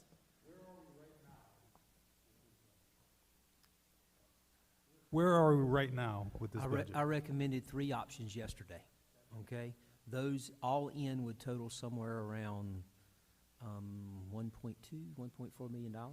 And so you could do an incremental tax rate adjustment and then do expense cuts. And so you're doing rate reduction, 2 cents, and then the rest of it are expense reductions. And then those expense reductions now are going to be shared over into the creation of a CIP and the creation of fund balance so that we can quit pulling from the admin fees. We can limit those things. That's what I proposed yesterday. But instead, that's not how it's playing out. You know, I'm cutting positions. I'm talking about funding the necessities that we need in the long term, because we have got to be focused on replacing the equipment that they use, replacing the people, making sure we have a recruitment and retention strategy that takes and can get these folks to come to work for us. That's what I proposed just yesterday in that one slide. But it just, you know, so I can go back and say, okay, we're going to reduce this by this and this by this and this by this by this, and we're going to create $1.2 million. Boom, 1.2 million tax rate reduction, 1.5, 10 cents. I can do that. All right. The question is it at what point is it too much and not enough? And so I can tell you right now, I see that the fire department is here, so I'll speak to that issue plain. RM and I have talked about this concept of overtime and how do you fund that and how do you control that. So if we're overworking them, the last thing we want to do, and to your point, even yesterday, is to work them more. You know, pay them overtime. We got to figure out how to take and fund that and do these different things. That's the whole Kelly Day conversation. That's the stuff that just creeped up yesterday. Organically, it come out. We have to look at those things. But you've got to be willing to support it. You know, I can present anything. I can present the reductions. But at the end of the day, you have to adopt the budget. You know, I can make those recommendations. so, John. I think yesterday I saw 4 positions being removed. Pretty much. There were 2 in planning and two in the inspections department, yes. How much does that save in the budget? Probably around $400,000, $500,000. How much does that save to the community? Probably about $400,000, $500,000. So this So- represents so- the go-away cost. No. Oh, So, and taxes. Oh, okay, I got yes, you. taxes. So for every 1 cent is $20 at 200,000, and so 400, 500, divide that by 160, or her number. Let's just use 150. So 150 is easy math for me. It's 300, another 150 is 450. So you're looking at about 3 cents on the tax rate. So the tax rate will go down to 44 cents by firing 4 people. 45, yeah, somewhere in that range.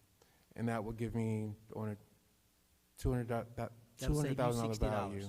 That'll save you $60 It saved me $60 a year. at 200,000, at a 200,000 value home. Right.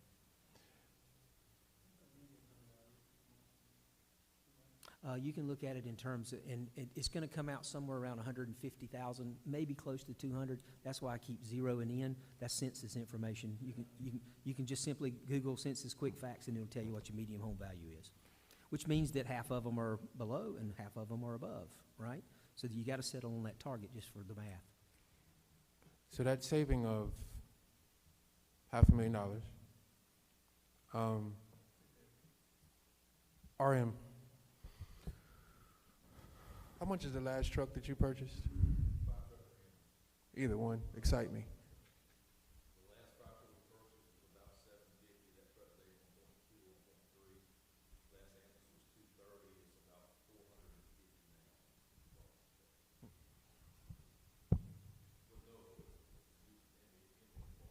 Yeah, so kit it out. Yeah, what's the kit out price on this?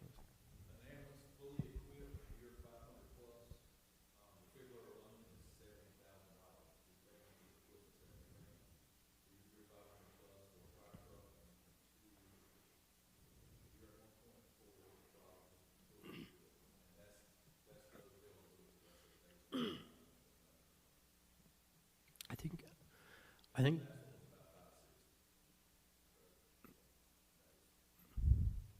I think maybe there's a different mindset of how we're approaching this. So you're approaching it from the standpoint of, well, the personnel is important. They got us from this point, you know, personnel. And like our employees are, you know, the biggest asset to the community because they're the ones who do the work. And, you know, you should 100% reinvest in them. But at the same time, our job is not necessarily that. Our job is to sit, you know, 30,000 feet, provide the oversight, make sure that the funds are appropriated and spent correctly, not necessarily deal with the individual, you know, well, what about this person? What about that person? What about that person? You know, that's why we're not involved in hiring processes outside of That's my job. John, Cynthia, or Franz. That's why we're not involved in the firing of people outside of those three either. It's to put protection for them and for us. So when we ran on a campaign of lowering taxes, everybody understood, whether they, you know, said it or not, there's going to be a reduction, there's going to be a cut.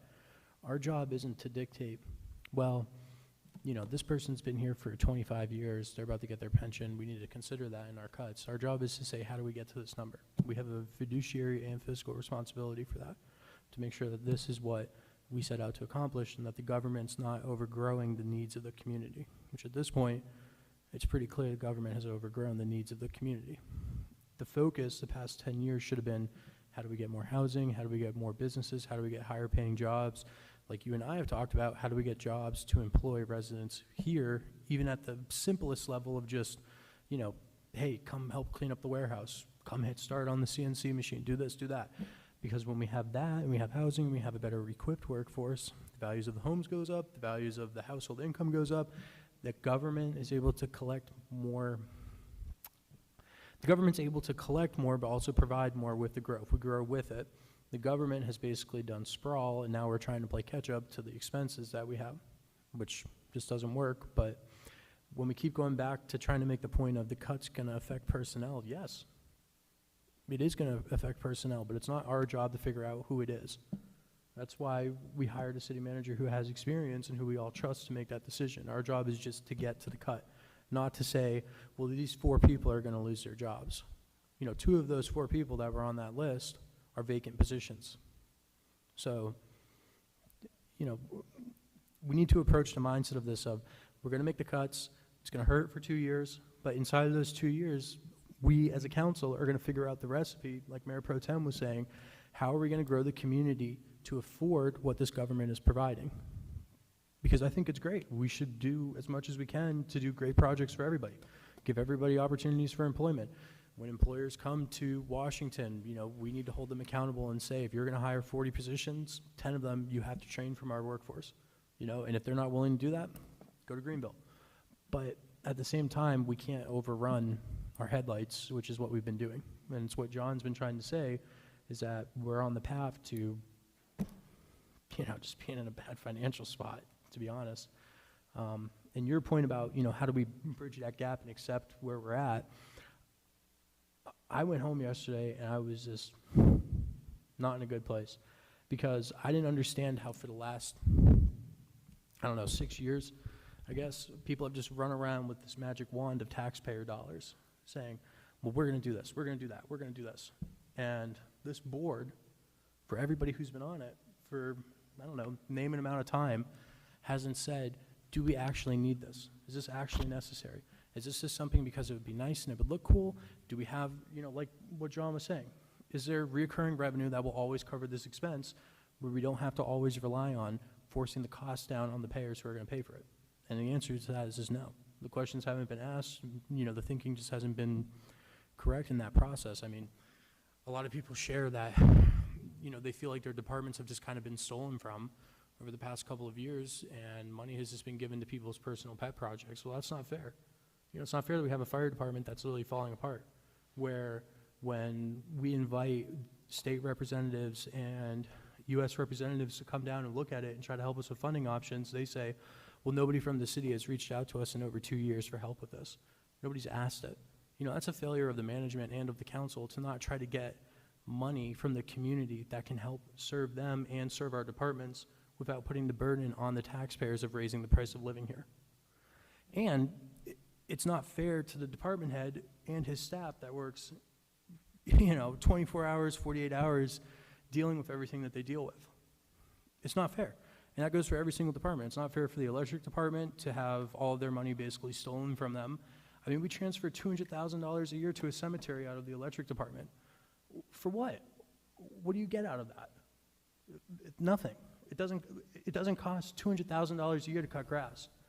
I mean, it's ridiculous. That's money that can go in savings, in compound, and go towards projects. That God forbid there's a hurricane, there's something that we can do with it to fix the electrical grid to get it back up. This doesn't make sense. It's just an excuse for spending and overgrowth. I spent my day with business owners in town, and they said that it's hard to make a profit in Washington because the city hasn't grown enough to meet demands. They don't turn profit.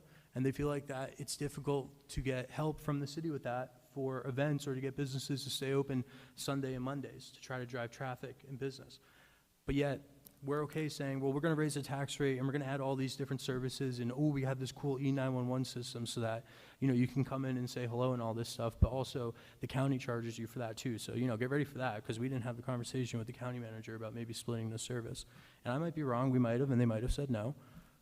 But again, just to echo what the Mayor Pro Tem said, it's just complete negligence and overgrowth for no need. And I don't think anybody's asked the question of, do we actually need this? It's fair to say, yes, we contacted the community and the community and the community, but did we actually need the service at the end of the day? You told me a story that we wanted to put in electric EV chargers for vehicles here to help drive tourism and, give people with electric vehicles, Teslas, whatever it is, a place to charge while they visit Washington. But when the community thought that that was going to affect their bills, all of a sudden we backed down and we said, no, we're not going to do that. It's okay, we won't do that project, don't worry about it. But it was funded through a grant, it was free, and it would have drove tourism, it would have been a great thing to offer. Somebody called me this morning and said they had to sit downtown for 3 hours while their car charged. Well, we could have had superchargers and now we don't. But we'll raise your electric rates this year because, we've stolen from the fund forever. There's been situations at the airport where major businesses have come here where they wanted to bring over 200 jobs that would train the workforce in this community, and the leaders from our community sat in that room in these industries, and our city manager previously walked in that room and said, I'm only here because my contract requires me to be here, and they walked out and they took those jobs somewhere else. And the position of the council previously was, well, the airport's bad business, we don't want to do anything with it. Well, that's our economic driver. The enterprise assets need to perform to give opportunities for the city. We should have apprentice programs with the electric department for people to come work here. There should be multiple jobs and industries at the airport so that we don't have to raise the taxes and the fees on everybody. But it's just been, well, we're going to turn our back on every development opportunity for housing and jobs and workforce and everything like that in the community. But don't worry, we're going to give you 2 cultural service officers that make $98,000 a year to help schedule appointments for the chief of police. It's ridiculous. It's overspending. And it's just time to reel it in. And it's okay. It's a hard conversation, but it's time to reel it in. So, And it's time to lead. It's time to truly sit up So- here and lead. cool. So, me sitting 30,000 feet above everybody, that's not where I sit. I'm on the ground. When I was sitting 30,000 feet up, I had a bunch of people under me that supported me to be there. See, you guys said that this was like a third world country at one point. I think there's only maybe one in a possible that's been to a third world country for real. So I don't forget the people. So you can say that somebody scheduled appointments for the chief of police, and I don't know where you got that from. But if The conversation yesterday, that's what we were told. They help schedule appointments for us. That's what came out of somebody's mouth yesterday. It's recorded, we can go back and watch it. I got you. So at some point, the rubber has to meet the road. And honesty and trueness has to come to the table. That's the only way that you can lead. There was no mismanagement of funds. Not one dime was mismanaged. You can say we overgrew, you can say we undergrew. Every dime was spent towards what it said it was going to be spent for. That's why you have to make a decision on what you want to pull back on. It's not like some big pot of money sitting over here that wasn't utilized, so we just took it and stole it. So now you get to come in and say, aha, I found the room where the money's at, so let's just pull it back and we can cut taxes. No, that's why you have to make the decision, and that's why you're hearing here today and yesterday that your decisions are going to be made based on the facts that every dime is being spent. So when you want to pull that back, now you have to deal with what that looks like. Because it wasn't being mismanaged. It wasn't being managed the way you like to see it. That's two different things. Government and regular business is completely different. I do both. You do both. When it comes to spending in the government, we can sit here and say that we're going to save up to $8 million and do another substation over the next 10 years. Then we get to 10 years and it's $16 million. Then we're going to save up another 10 years and it's $30 million. That's what got us to this point here. Not the mismanagement of the previous council and all this other stuff that we want to talk about. And if I'm not mistaken, what was promised was you can cut taxes without having to cut positions. That's recorded as well, too. You can cut taxes without having to cut positions. But now all of a sudden we're here and you can't seem to understand while I'm scratching my head on why we're cutting positions. Because we can cut taxes without cutting positions. We can go revenue neutral, and big business is waiting to come in here tomorrow, and they will offset the cost of taxes to our community. That's what was said. That's what was promised. That's the promise you ran on.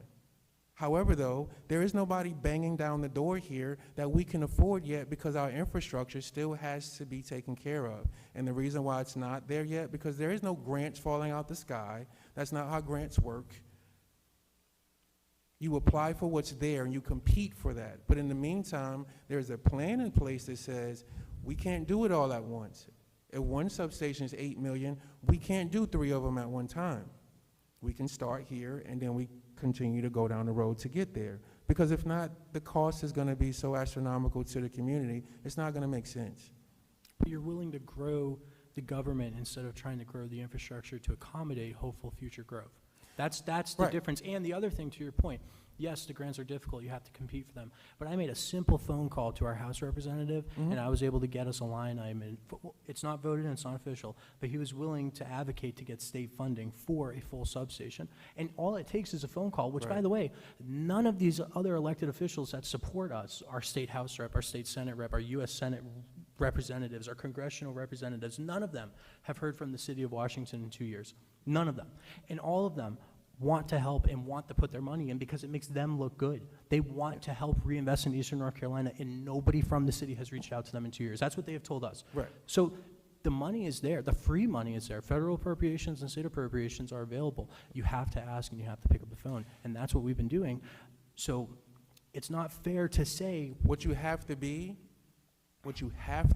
Is a in leader. order to get them to pick up the phone is part of their party. no.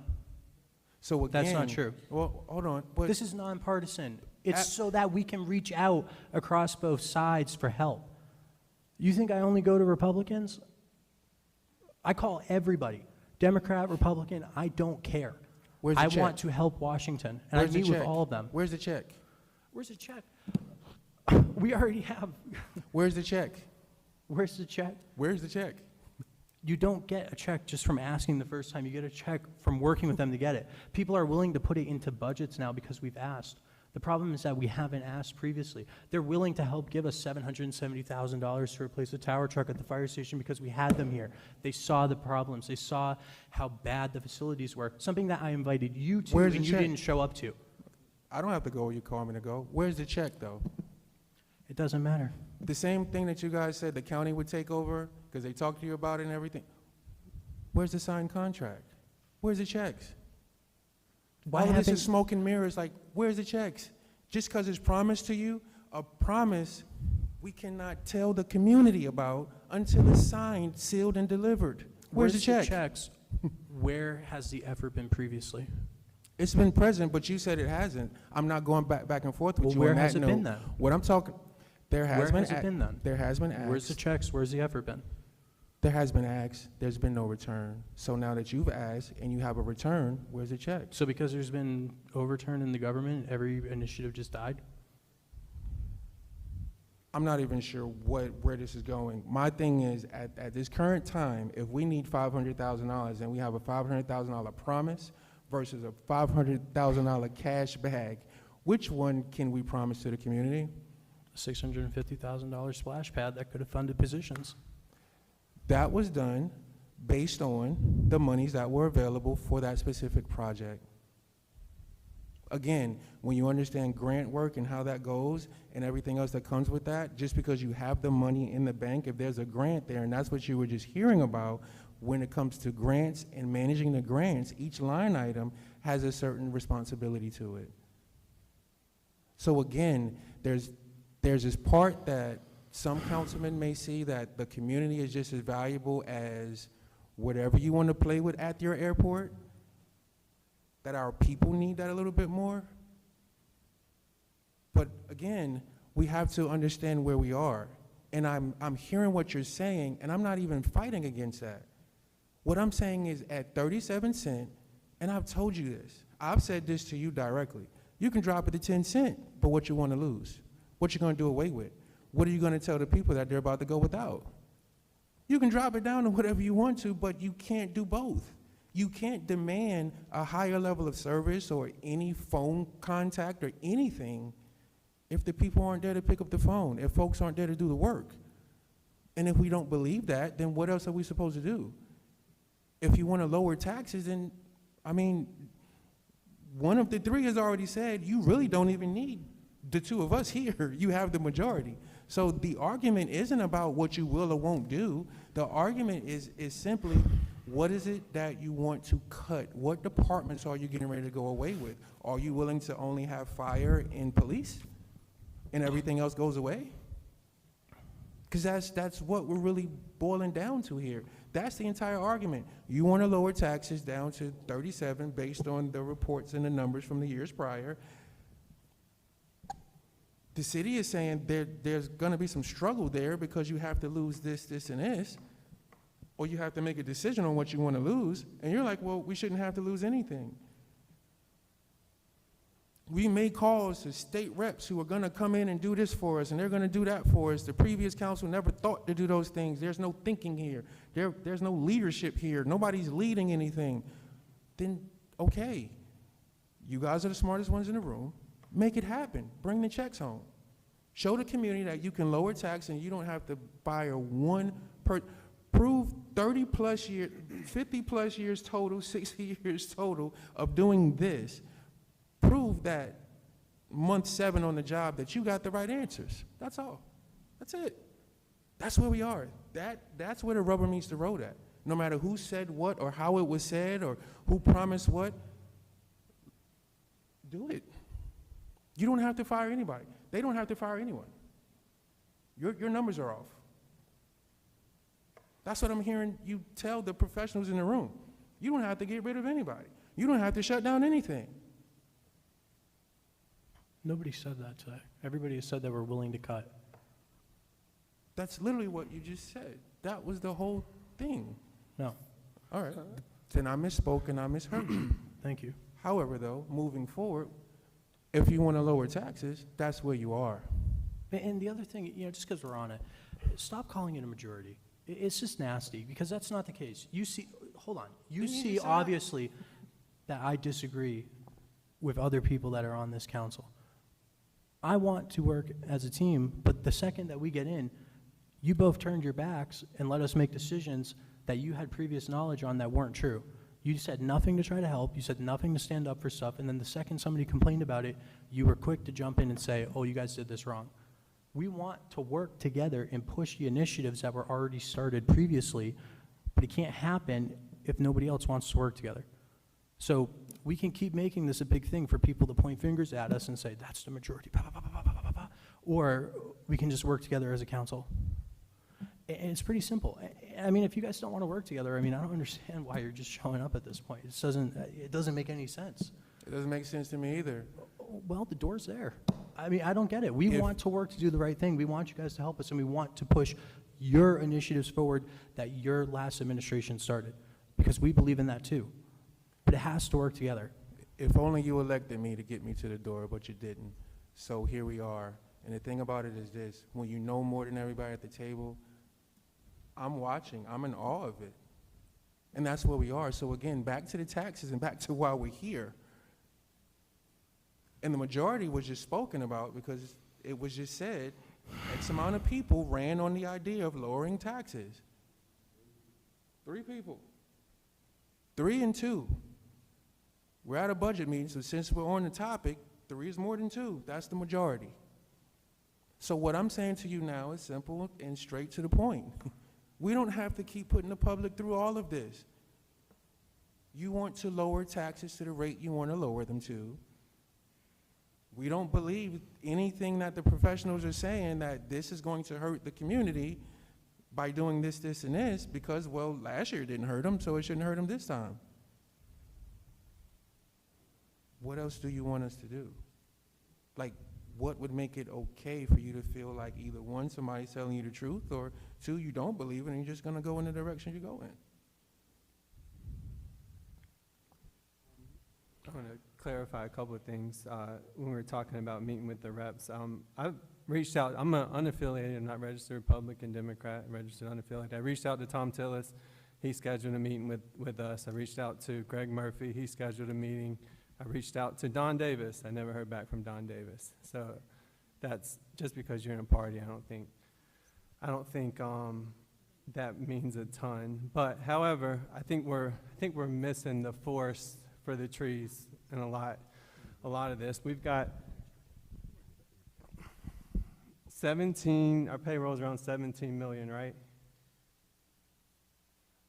Yes.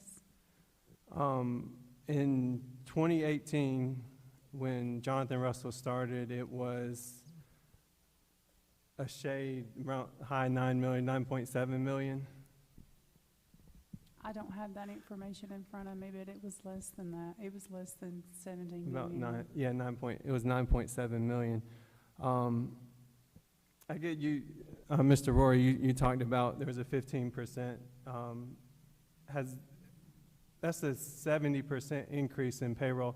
I've talked to a lot of people in the private sector that are in high levels of banking and whatever, and during that same period, they've got a 20 to 30% increase in that 7, whereas our city government is up 70%. So I just don't understand where that disconnect. I could understand 40 or 50%, but 70% is that's quite a disconnect. That's $7 million, and I know we're struggling over 1.5 right now. So seems like there's something there that's happened in the last 7 years. Why that disparity? And I think we're just missing the forest from the trees. We're focusing on minute details when the big picture is this is what's happened over the last 7 years and how do we fix it?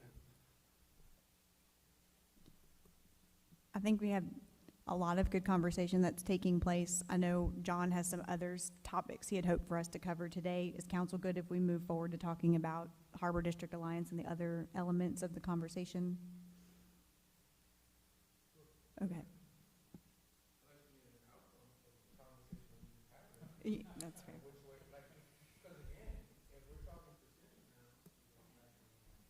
I'm sorry. Of course, we're good to move forward unless you needed an outcome from what we were just discussing. Because again, if we're talking a significant difference from what is proposed 2 and 4%, and we're going farther than that, then that would change the outcome of the next conversations. I gave you, I agree with the mayor, we need to move forward, but I also believe in our conversations over the last, as even part of the interview process with me, is that we need to be budgeting for outcomes, not budgeting for cost. And so yesterday, I presented you a simple equation that had 3 components. The first one was a 2-cent rate reduction. The next element was planning, zoning, and some different things going on there that would then feed over into fund balance to keep from having to draw from the fund balance. And the final component was where we started talking about the public safety component, which are the largest organizations. So if you want to make a significant difference in terms of headcount and those rates, you have to deal with that piece of the puzzle. And then those could go to CIPs and continue to try to reduce this impact that we're pulling from our electrical fund. So that was the outcome that I'd hoped to achieve yesterday. And so, yes, I would need some outcome from today as to what's the rate. If you want to take and do a 2-cent reduction, it's going to cost you. If you want a 4-cent reduction, it's going to cost you. Nothing is free. And so my point is that if you want to deal with those, you're talking about your number one asset, and that's the people who are the boots on the ground that do the work day in, day out. However, even to this issue over here, 2 of those were already vacant positions. Others were talking about freezing and unfunding and doing stuff. You're gonna have to get the personnel. It's just that simple. You cannot cut things that they need to do their job and expect them to do their job. You can't provide the things that they need to do their job and then have the people to do the job. It is a delicate balance between all 3 of those components. So I've even talked with But why Councilman not, Davis at one John? point. Why not is the question on the table. If they were doing the job efficiently before, why can't they just go back to doing it? Because you overgrew the expenses. You overran the headlights. I can't speak to that It's not issue hard. except for this. I do believe that there's some, the concern in terms of the growth in headcount matters, okay? You can't grow that by 40 positions and then expect the budget to stay the same. And so why did you grow the headcount? Was it to provide a level of service, a higher level of service, a quicker level of service? How many people does it take to do this? And so these are time and motion studies, everything associated with it. I can't speak to that, but I can speak to the point that you cannot do what you want to do without touching the personnel side of it if you want to go to a 10% rate reduction. I just, wholeheartedly, I believe that. Can you go over the 4%, I'm sorry, not percent, the 4-cent one? It was, what was the model for the 4-cent reduction? Chris, can you pull up yesterday's presentation, if possible, please? That way I'm speaking from the slide that I used, Thank you. so that it doesn't just come out. And if we did a 4-cent reduction, is there a way to also do another 6-cent reduction, but not necessarily on a tax rate, but more so saying we're gonna take the revenue from what 6 cents of this tax collection would be and put it towards CIP or improvement or long-term planning? That was exactly part of that proposal yesterday. Am I driving this? Yeah, I'm getting it now.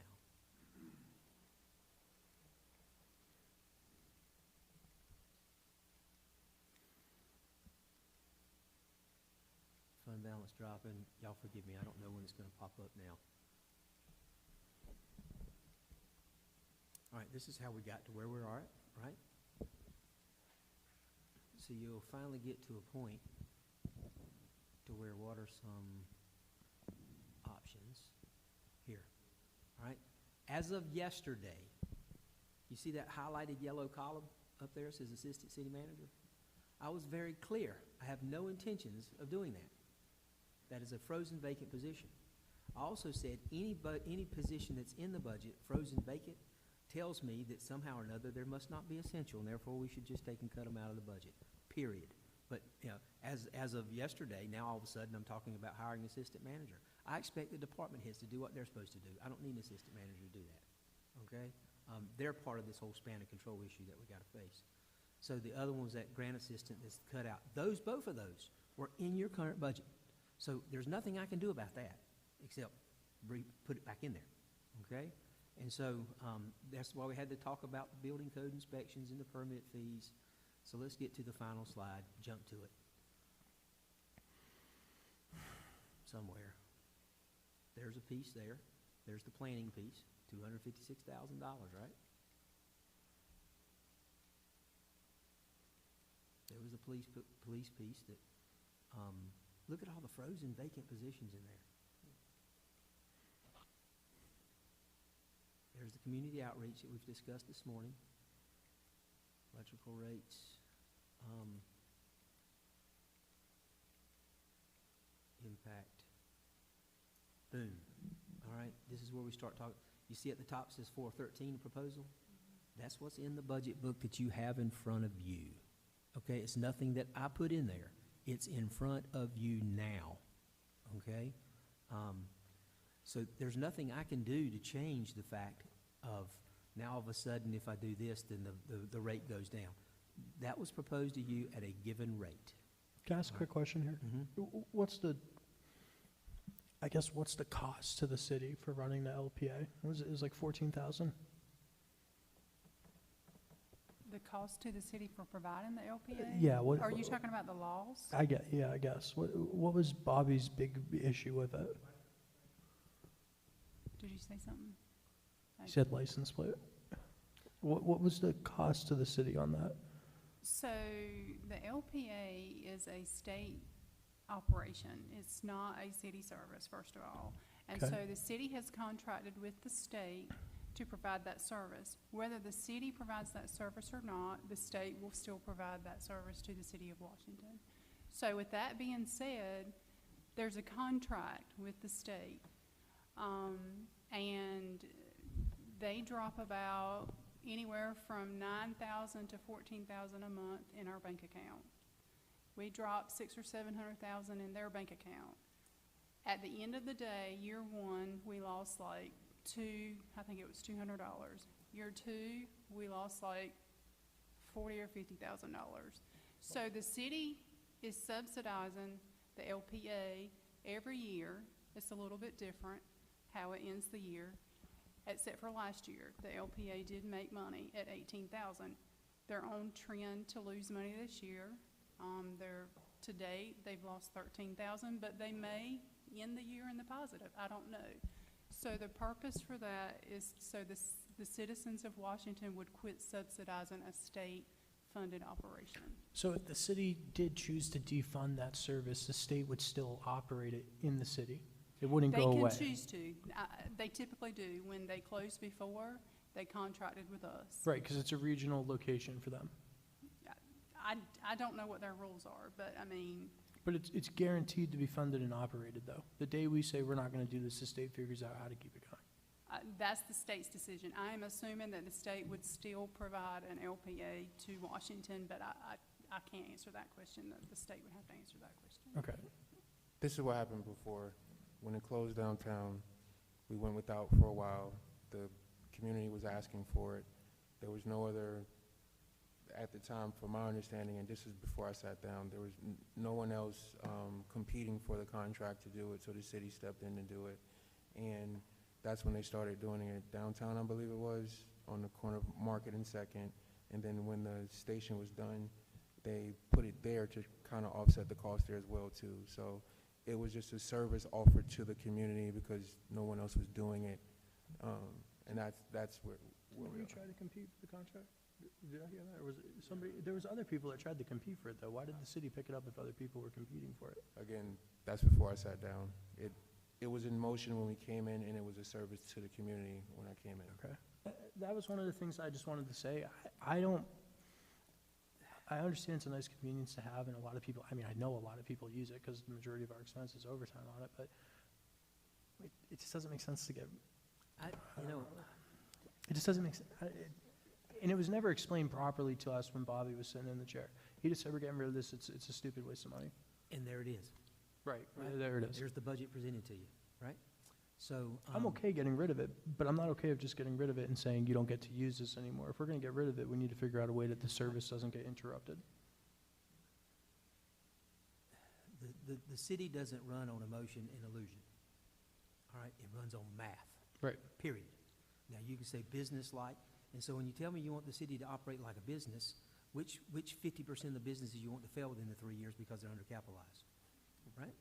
So think about this now, right? So we don't run on emotion and illusion, we run on math. That's why I took and presented this to you yesterday. That's already in your budget, that proposal.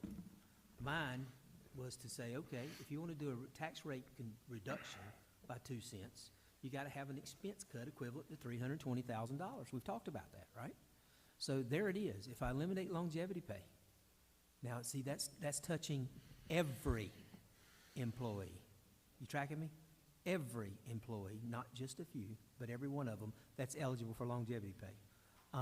The 50% merit, what's hidden behind that is that the budget in front of you had a 5% merit increase if earned, which was an illusion. There's a number associated with that, but it basically would say that we're not going to take and offer a COLA, now you tell me, to all of our employees to keep them whole with the market and move our pay and classification system, because we're only going to take and reward those if earned. Do you know how many is going to earn it? Everyone? Everyone. Yeah. All right, that's not merit, okay? That's why I put that number up there. That's just the general fund, by the way. 50% merit in the general fund. It's not the electrical fund. Then it would be another $70-some thousand as well. So you look at that piece.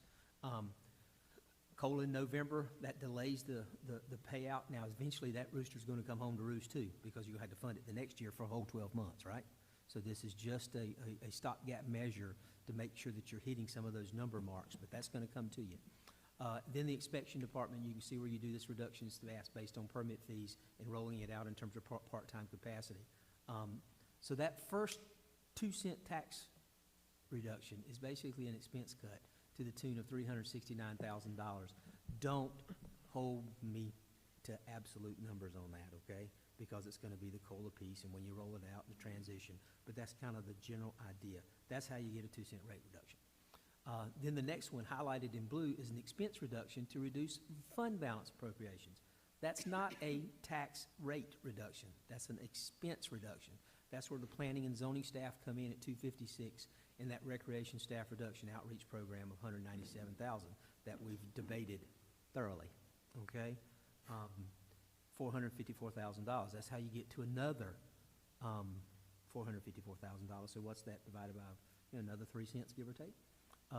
This is the purpose of that is now to discontinue this fund balance appropriation year after year after year, and that's why you hear me talking about outrun your headlights. As long as you're pulling from your savings account, putting in your checking account, eventually your savings account's going to be empty and your checking account's going to be overrun and you're going to be bouncing checks.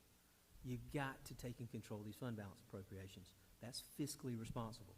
And then the final component was those expense reductions to fund CIP and reduce dependence on administrative fees and utility transfers. That's looking at the overtime piece with the fire and EMS reductions, $300,000, and then police reductions, 9/11 and others. That's the $600,000. Just the dispatch component right alone is close to $600,000, y'all. Okay? And so you have to ask the question, having this system built up, because that's what we've done for various reasons. I'm not questioning or debating whether or not it was the right thing to do 10 years ago. Just what are we going to do to go forward? That's what I mean about direction. You have to live within the math. If you want a tax rate reduction, you got to look at this, or that, or something, but you got to live within the math. You made a statement I want you to clarify for me. I'm talking about the police dispatch at the police department, not enhanced 911 at the county, Not that one. okay? All right. You said you can't keep pulling from your savings account to put into your checking because you're going to deplete your savings, right?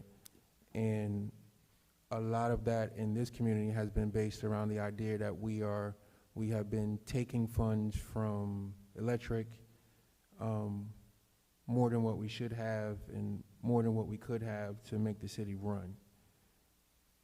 Isn't there a cap on what you can take from? From the administrative fee piece and the utility, yes. Right. But the fund balance, you can appropriate the fund balance. In fact, yesterday, you were even advised that you only have about $404,000 of cash. Right. Yes. Right, to deal Yes. with. So yes, there's a cap, but no one is suggesting that you are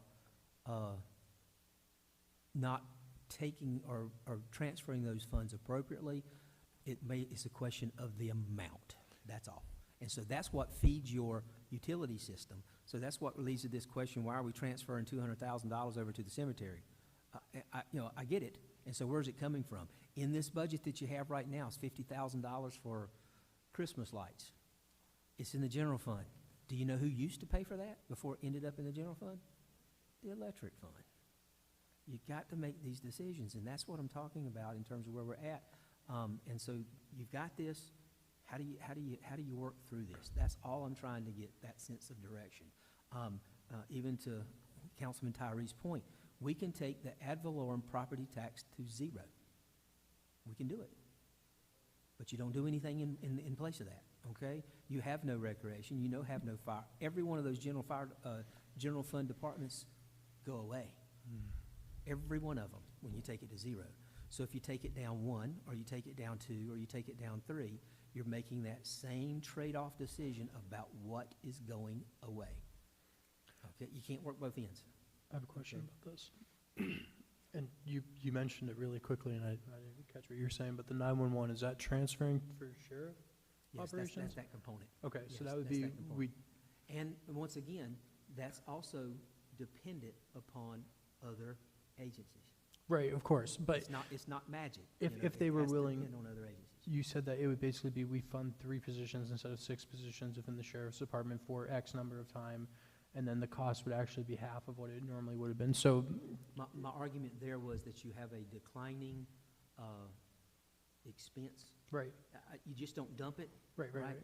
You say, okay, here's 3 positions, we're gonna fund 3 full-time positions, because those 3 full-time positions in the sheriff's department are gonna be sitting beside 3 other telecommunicators. So if we did everything up there except for fire and EMS reductions for overtime, which I don't think we should do because they're getting ran more than they should be, and the hiring that we did last year should have been split evenly into departments to cover the community's demand, we would be able to save roughly 9 cents on the tax rate, if you round it up. With the firm observation commitment of roughly. Yes, roughly. Okay, not absolutely, roughly. Right, roughly. Everything we do in a budget is a spending plan, and you make adjustments year in to that spending plan. You make amendments to it, you Sure. add to it, you do different things, and so it's roughly. So me personally then, I would be okay approving this plan minus the fire and EMS reductions for overtime for a rough reduction of around 9 cents in property tax. No, a 2-cent rate reduction, but the additional 7 cents are expense reductions that would go to other things, to Well, fund balance the CIP. See, now we're in disagreement on that. Yeah. Could we do 4 cents or 5 cents on a property tax with the other going towards? Yes, you can do this, that, or the other thing, as long as you know what you're doing. Okay. That's trade-offs. That's what we're talking about, trade-offs. But your plan, if it was a 9 cent reduction, only 2 of it would go towards property tax, is what you're saying? Only 2 cent would be a rate reduction. Rate reduction, right? Yes, and Okay. a true from 48.5 to 46.5. That's Right. what we would charge everybody. And the right? other 7 would go And towards, the other would be reallocations to avoid fund balance appropriations. At the end of the day, you're talking about, in this budget here, what, 500,000 in fund balance appropriation that you were presented on the 13th? Yeah, it's about 532,000, I think, yeah. Yeah, so those numbers are the rough part. But it's not a rate reduction of 9 cents, right? It's only a 2-cent rate reduction. And getting to this math on how to do the rate reduction with council's update today to fund back outside agencies, changing the airport subsidy, those factors all get It put into play. changes the math. Yes. It changes the math. And then there's still the conversation of the funding of the Main Street program and what that guidance might be for you. What is our timeline? Where are we at, John, in terms of? When is our public hearing scheduled? And that's what's driving It's the us. May council meeting currently, so if we. May what? May 11th? May 11th? Okay.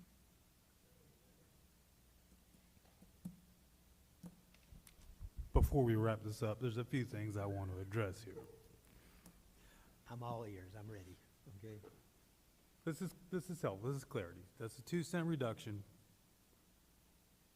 And however we want to slice and dice this pie, I think there's 3, 4, 5, 6 additional cents that are being reduced from spending and reallocated to long-term planning. Now, a point I want to make, you guys are going back and forth for a minute, man. I didn't take notes. But all expenses of the city, all savings are ultimately ours. So looking out for this, cutting taxes or spending them differently here, it's our money. Whether it's moved around in the city government, it's still ours. It's not going back $20 per person per house or whatever. I want to address, because you've said a number of times, misappropriated, mishandled, and these sorts of things. Decisions were made differently than if a different crowd of people was up there. I have seen zero evidence of any mishandling. I don't know that if you're quoting something that I said at some point that implied that you guys were stashing money in a closet, because that stuff is online. I see it. I don't know who started it. My position all along was, when I personally sat down with a city manager last year, and he told me there's a ton of money in the bank, and we're doing great. We can pay off all our debt and stroke the check if we want to do. Sounds great. We can lower these taxes and we don't have to cut spending. That wasn't me talking. That was what I was led to believe. Now, I'm not trying to look backwards and cast aspersions and all that nonsense. That was what I was led to believe. The question I had was, if things were so great, then why did we raise taxes? Why did we raise taxes if things were so great? Why did our debt increase $20 million if things were so great? These are legitimate questions. Now, sitting up here, you get some different answers than you expect. And I'm telling you guys publicly, I don't know that there's been some impression. I have immense respect for what you guys have done. And getting us here to this point, because we're arguing about two different funny things here. We're saying there's not enough money for long-term, to get the city long-term all these things we want to do, which implies the city has done a whole lot on a shoestring budget for a long time. Now, that's the credit for what you guys did previously, and that's the credit for what a lot of people have done previously. I don't feel like that's the best course of action going forward for the people who work for the city now. If we are not paying competitive rates, maintaining high levels of people on a population that's not changing, seems like a recipe for disaster. Sooner or later, we're going to be cutting real services because the cost of government's going up and the population is not. This is all right to me. We're cutting some money here. I mean, this is not a done budget, but we're cutting something, which is what we want to do, and we're reallocating something to long-term, which I feel like is necessary. Now, I don't know if that's crippling the city or not. I don't know enough about this stuff. Maybe you guys know more. The budgets, the department heads can only tell us those things. But I do know the sentiment of the public was that we had extracted more than they felt comfortable spending. Is this enough? It may be all we can do, because like you said, there's a lot more ball game there's other stuff to cover. I brought up some other issues. I don't know that we'll have time to cover those today, but I would like to cover them. They're sensitive issues, but I would like to cover them. I'll stay here all day, but I'm out of due. I'm trying to make a little of the levity, but, This budget as presented, this one right here, does this still do away with the 4 positions in the city? yes, 4. Yeah, All right, 4 positions. 2 are vacant, 2 that are occupied and will be modified in terms of, one will be promoted, one will be gone away with, and then the other will be converted into a part-time position. Can you go back to the slide? They way back, way back. No, it's not that far, I don't think. Could we pass by them when you were doing it? Yeah, I think I'm going the wrong direction, so Yep. forgive me. This, Keep rolling for me. you need to get up to those individual charts, I think. Yeah, I need to get to your before you grab charts. Let's start there. That's 2. Oh, no, go back. That's 2. All right, it. That's 2, yep, keep going. Mm-hmm. that's 2. Okay. Those were already taken out. Yeah, they were taken out in the budget you got right here already. So the Right. grant writer was already gone? Yes, it was already in this 48.5 cent, Yeah, so I can't count it twice. It's gotcha. already there. Okay. So we're gonna get rid of the 2 positions that connect the community to the city.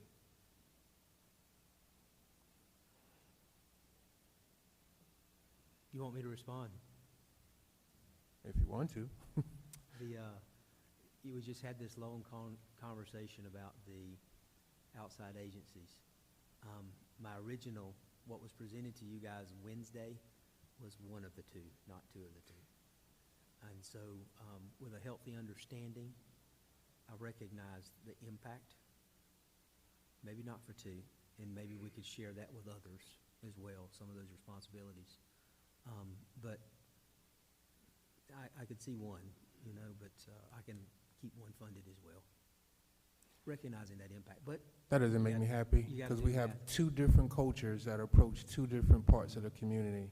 So you're gonna pick one over the other one. Which one you picking? I can't be all things to all people at all times. Which one you picking? I don't know. I Okay. don't know which one I'm gonna pick. I'm gonna leave that to the department head. Okay.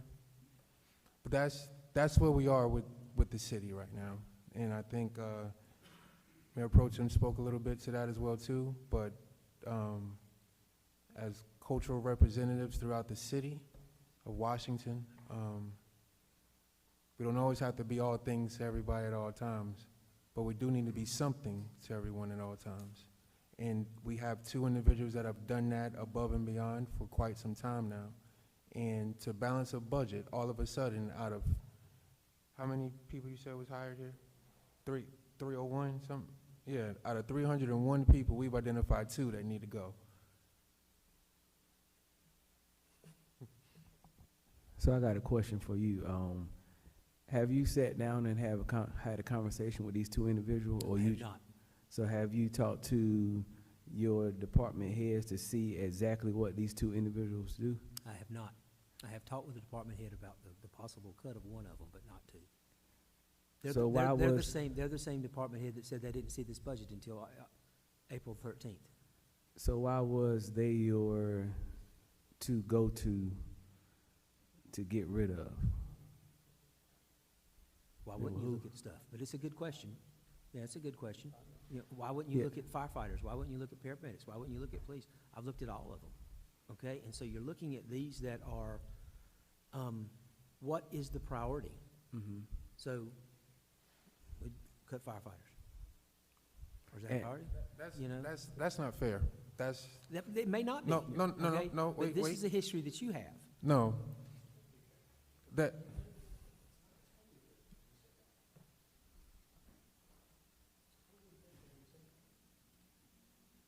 you can't compare community outreach to firefighters. That's not fair.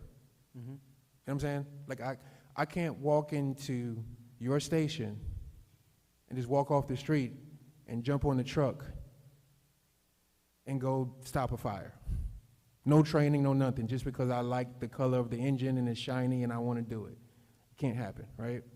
Same way with community outreach, it can't happen. You have to have a certain knack and understanding of the culture as it stands for your entire community. So comparing them to firefighters, when there's so many, I mean, we didn't hire 301 firefighters. There's so many different departments here at the city, so many different people who do different things, but all of a sudden, we got 2 that was presented to council that need to go. Haven't spoken to them, haven't talked to their managers, but we have 2 identified out of all 301 that need to go. That was the budget that was presented to council. Nothing else. But then when we speak about it and we start talking about like the cultural awareness that this city has gone without, that those 2 individuals bring to the table and have assisted many departments, even the one that they used to be housed in, above and beyond, then we get the gaslight on to say, well, are we going to get rid of fire? Nobody ever said that. Nobody's comparing these 2 individuals to fire. And it's not just about the individuals only. Those positions are vital to the community. They're vital to the city of Washington. And I get it, just because you may not feel like it is, or you never experienced them, or you never had to have contact with them, that's a good thing. Because normally they're working with the individuals who could never even come up here. They're working with the people who need something. So you've never needed it. You've never needed an emergency stay. You've never needed to know who Eagles Wings is and when they open, and until they open, how can I get food on my table? You never needed those things. So that's a good thing.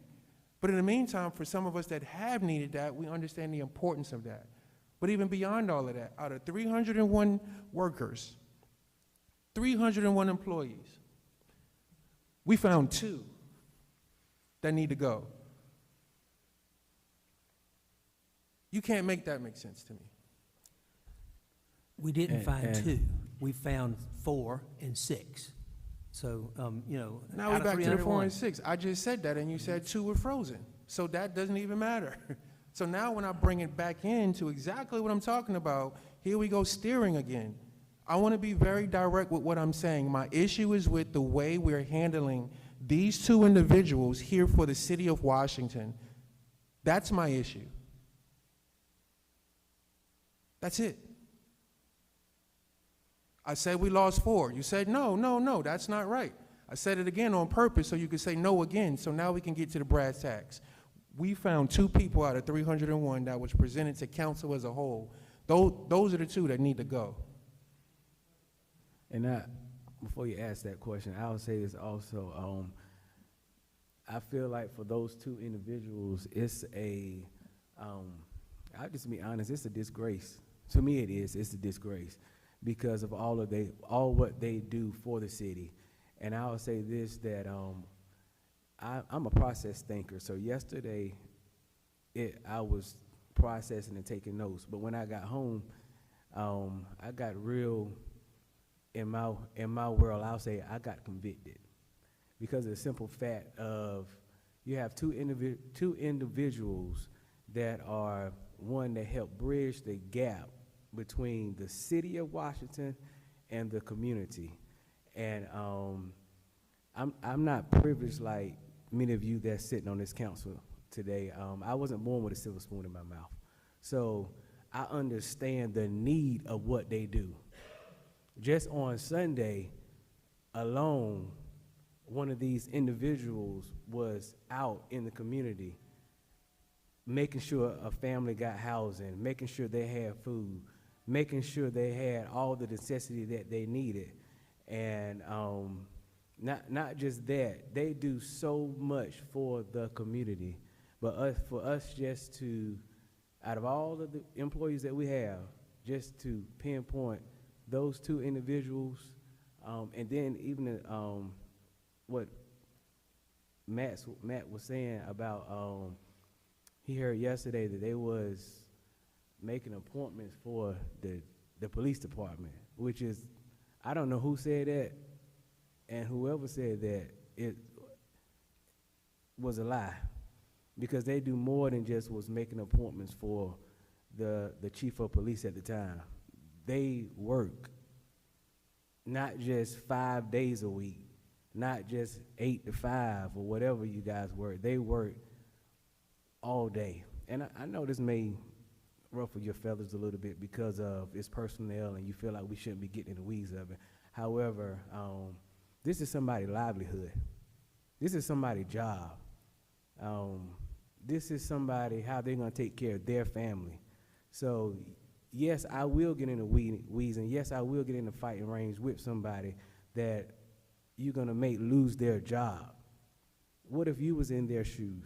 So we was to approve this budget. Will they lose their job in July 1 of this year? So you telling me, wait a minute.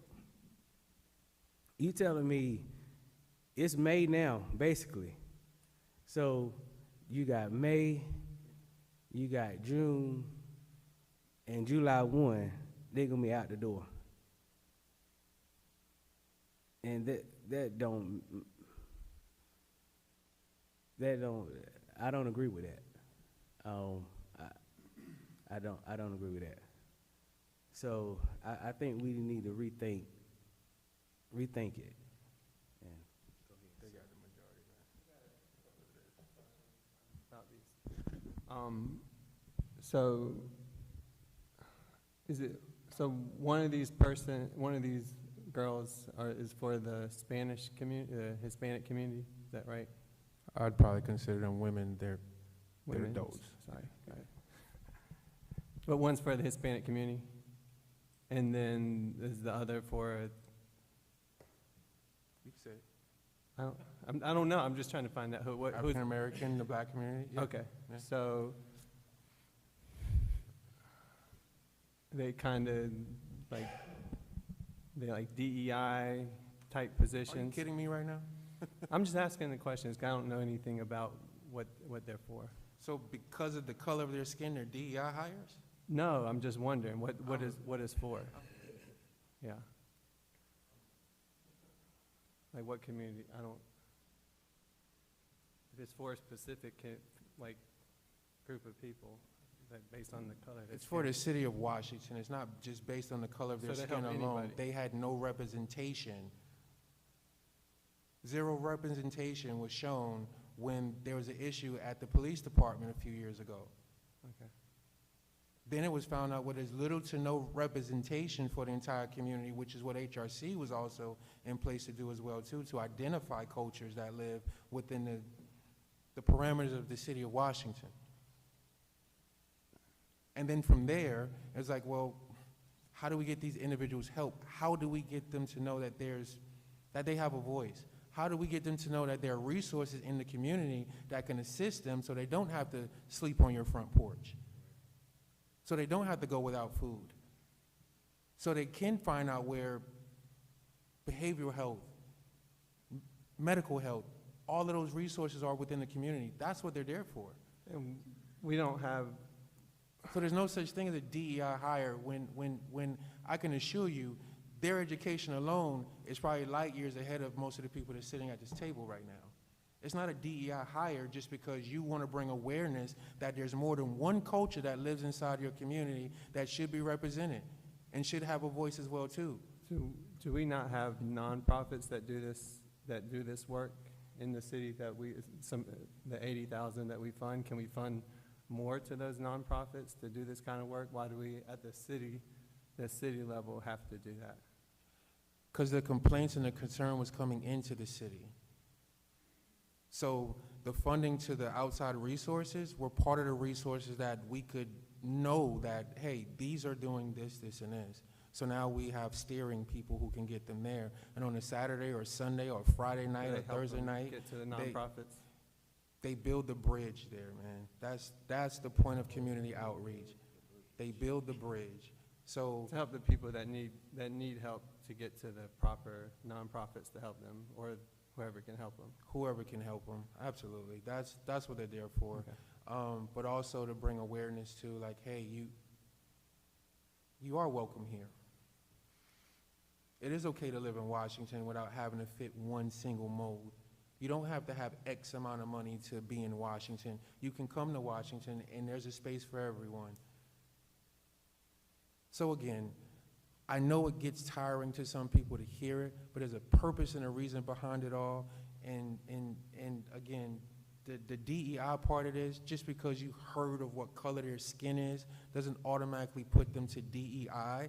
It actually just shows that the city considered maybe we need more representation than just one culture. Yeah, and I think Nick talked of that earlier, that our staff is very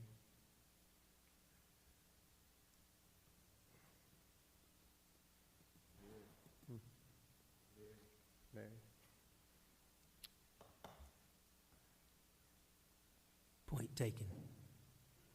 Okay, point taken.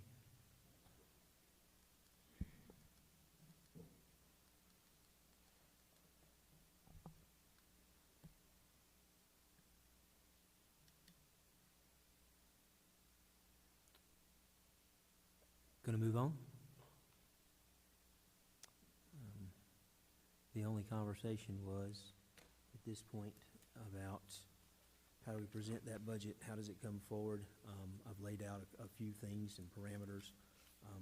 As of today, I recognize that there's a goal or initiative, if you will, to go ahead and fund the outside agencies at the request, to come after the budget, start talking about those financial partnership policies. I will move forward with that. We'll get that on there, because the public hearing for the budget, we got to get this thing straightened out and deal with it. But I'm going to stick to the 2-cent tax rate, and the other will be expense cuts that'll go to, expense reductions that'll go to other allocations.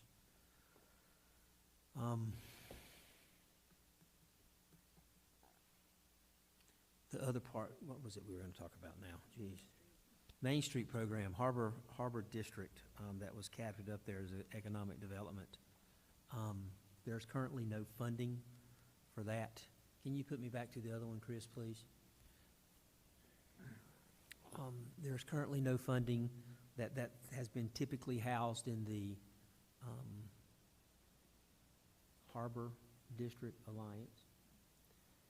Now, for the record, I think that this board has been presented with a presentation about the North Carolina Main Street program, about the funding, and how actually the program itself was way underfunded based on other statistics across the state. I have met with, I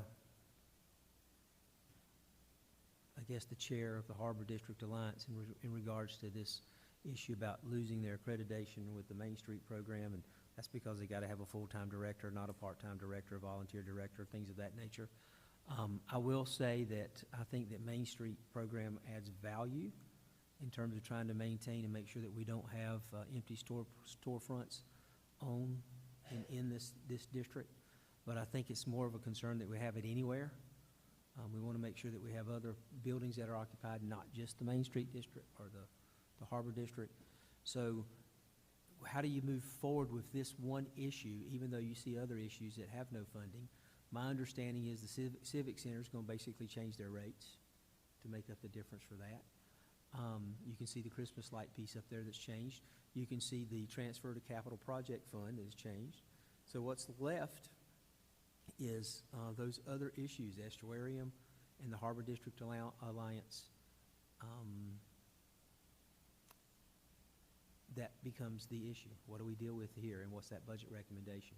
If we do zero funding, then you lose any type of connection with Main Street and the grants. What do you want to do? I think it's been a little confusing, the actual, like, what we see on the ground value, and, you know, previous directors of the program for Washington have expressed some concerns with, you know, the actual board itself and the deliverables of it, the relationship with the city. I think it really goes back to the same conversation as the nonprofits. You know, if we give the funding, $40,000 to fund their executive director, which is what Main Street explained to us is basically what we would do, I think there just needs to be a closer relationship. You know, what is the city actually looking to see downtown? How do we track those outcomes? And if we're not hitting those, what do we do to fix it? You know, does the board need to change? I think it's just a lot of different questions that go along with it, because a lot of the business owners like having it. But, you know, if the city just gives the money and says, okay, you got it, go do your thing. You know, we're not tracking the return for the money that we're putting into it or what the board's doing. And Mayor, I know you have a lot more context for that. That's kind of where I'm sitting with that. Yeah, Max, I would offer where deliverables are concerned and accountability.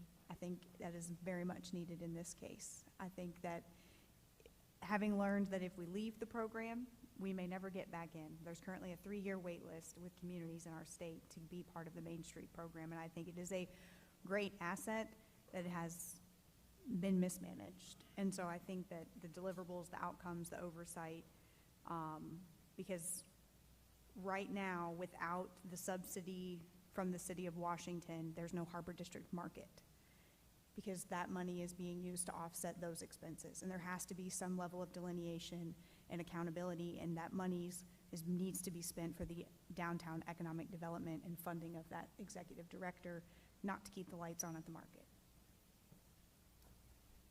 In the past, has it been a council liaison or the mayor or the city manager sitting on that board as well to maintain accountability? What has it been in the past?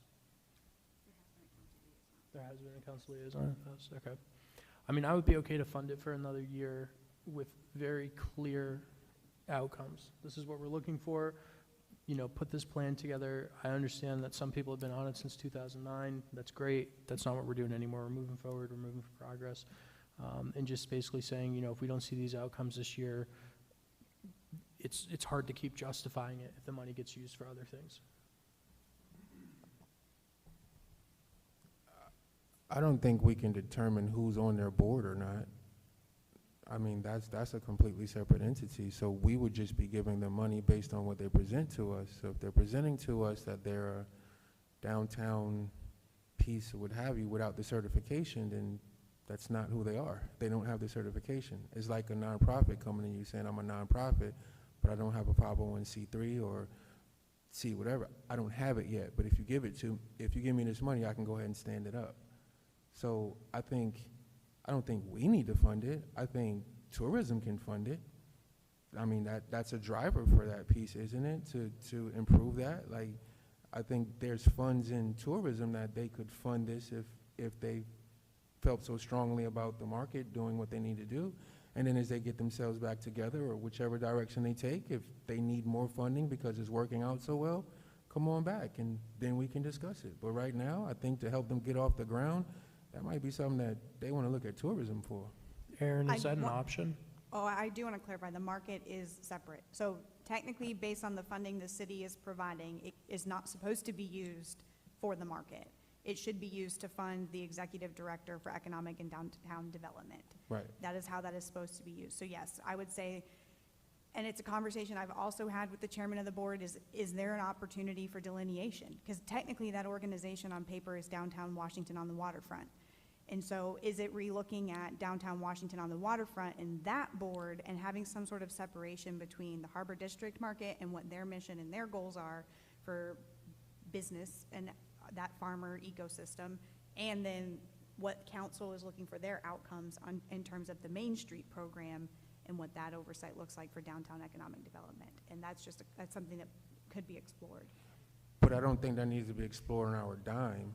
I think we can take our time and they can present to us on what that looks like, but us telling them and demanding of them what will be and can be, like, they need to decide that and then come back to the city. But in the meantime, if they need that level of funding, because it is a driver for downtown and it is part of it's a tourist attraction as well too, for folks to come in and shop at the market itself. But all of that is a driver for downtown and for tourism to come downtown. So why couldn't tourism fund it this year? That would be a question for the North Carolina Department of Commerce on if that fund can be allocated from the Tourism Development Authority as opposed to from a municipality. I remember that Liz talked to us about being able to bring it in-house if we wanted to have a downtown development director as part of our city staff. I know it can't be funded by a Chamber of Commerce. Right. And so that would be something that we would have to inquire. I'm not sure on that one. How long has this certification been? The accreditation was lost, would have been with the end of 2024, if I remember correctly, because the executive director that stepped in was a volunteer. And by that person not being a paid employee, that is why the accreditation was lost. And so that's where, looking at the numbers, does $40,000 fund a 40-hour-a-week full-time executive director for a nonprofit organization in the city of Washington? And that's not, Right. like, So we gave to them in 24, did we? We gave to them in 24, I believe, Yes. but they didn't use the money for the director? exactly. That's right, like, the money is being used to offset the market. So why would we fund that again until they get it together? I'm not saying we never fund it again, but I mean, unless we're gonna go build up a nonprofit out here and allow them to do that on the city's dime. And you can absolutely find a different nonprofit. It doesn't have to be WHDA. What I would just offer is if something is not funded to oversee that Main Street program, and the affiliation is lost, it may never be received again. And so then those grant opportunities and those, it does not have to be WHDA. You can seek a different nonprofit. You could create the job in-house. It could be a different partnership. I got you, but right now we're talking about them. So I'm more concerned with what's on the table here, because there are other options, of course, but we're talking about the one that's on the table. So if they lost their certification or accreditation 2 years ago now, and we've been paying for it, then again, I'm not sure how much leeway we would have on them to say this only goes towards that, and then they get the 40,000 and say, well, that's not enough to get a manager that has the experience. We need more. We don't get our 40,000 back.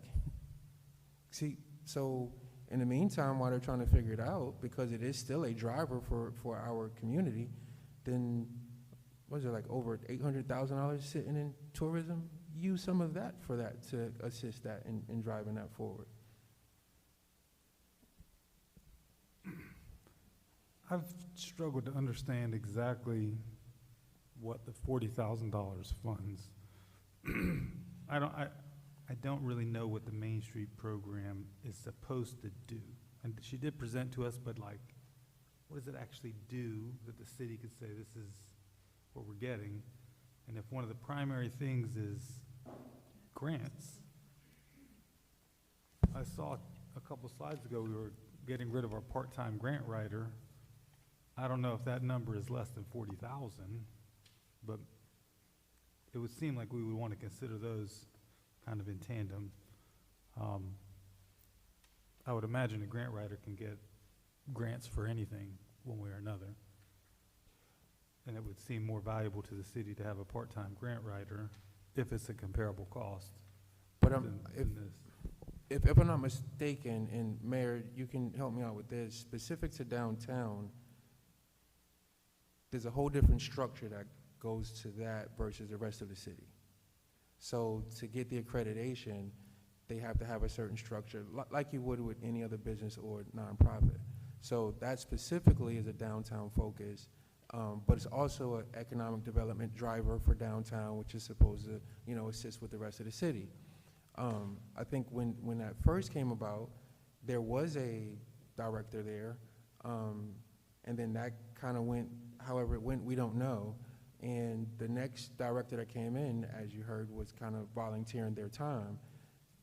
But yet, we were still given the $40,000 with the idea that, you know, the accreditation and some outcomes were coming, kind of like the airport, like it's coming, it's coming, it's coming. So now it's like, I'm not saying they're not important, because they are, but what I'm saying is, instead of that being a city function, why can't that be a tourism function? Because that can drive tourism as well too. I mean, just going through the market alone with all the vendors and all the stuff, that's an absolutely good space to be in and to have. But what I'm saying is, why is that a city alone function, and why can't tourism step in there? I think exploring the conversation of tourism, I mean, that's an easy follow-up to the Department of Commerce to inquire about the legalities of that within their metrics, nonprofit, city, or quasi-public public-private. And it might, because we have the interlocal agreement with TDA, maybe that falls within the city. I think that's an interesting conversation to explore. I think the question that Mayor Pro Tem, you had presented about understanding what has the return on investment been. So when Ms. Parham did present to us in February, one of her slides spoke to that statistical data, cumulative from 1980 to 2025, but that's a $63 million public-private investment, 70 buildings rehabilitated, 15 facade improvements, 155 business net gain, 692 jobs, full-time and part-time net gain, with 29 public improvement projects. And of course, that's over a substantial period of time. But I would offer the Main Street program, what you get out of it is what you put into it. So ensuring that it is funded well and led well is important, and managed well is important, to ensure that your businesses know about the existing opportunities that are available to them just by being a Main Street entity. There's a lot of free training programs and free resources available to ensure that our businesses thrive and don't just get by, and those storefronts stay filled, and that they have sustainable operations, et cetera. So that's just some of the highlights that Liz had provided us. Mayor Pro Tem, as well, to what you were just saying about the part-time grant writer, that's kind of how we ended up in that space. We had the downtown district taking care and doing their thing in that space, but we also felt that there was a need for another grant writer to assist with the rest of the city. You know what I'm saying? So that's where a lot of that came about. In any state of federal grants or private grants that may come about, like she was on top of it. If you found something, you could shoot it over there to her. She would track it down, let you know if it meets criteria or what's needed for that, and then she would take it and run with it from there for everything else. All right, so that's why you had those two entities there at the time. Mr. Roy, you've been around the block. What are your thoughts here? Put some level of funding, bring it back to you, have the Main Street presentation, start discussing what you're gonna do and how that project rolls forward. But if you don't put some level of funding to it, then you're gonna have to come back and do something later. At this point, there's zero funding for Main Street program, zero programming for Harbor District Alliance, zero programming for a lot of things. You've already seen that. So, you know, but you would only roll that out if you had some type of a process in place, or you wouldn't fund it. You just have it there in a holding pattern. The what?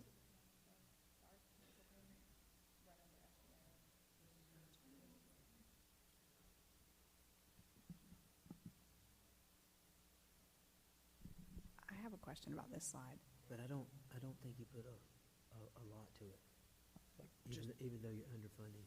Just do the 40 or? Yeah, just hold a pattern. That's all I'm suggesting.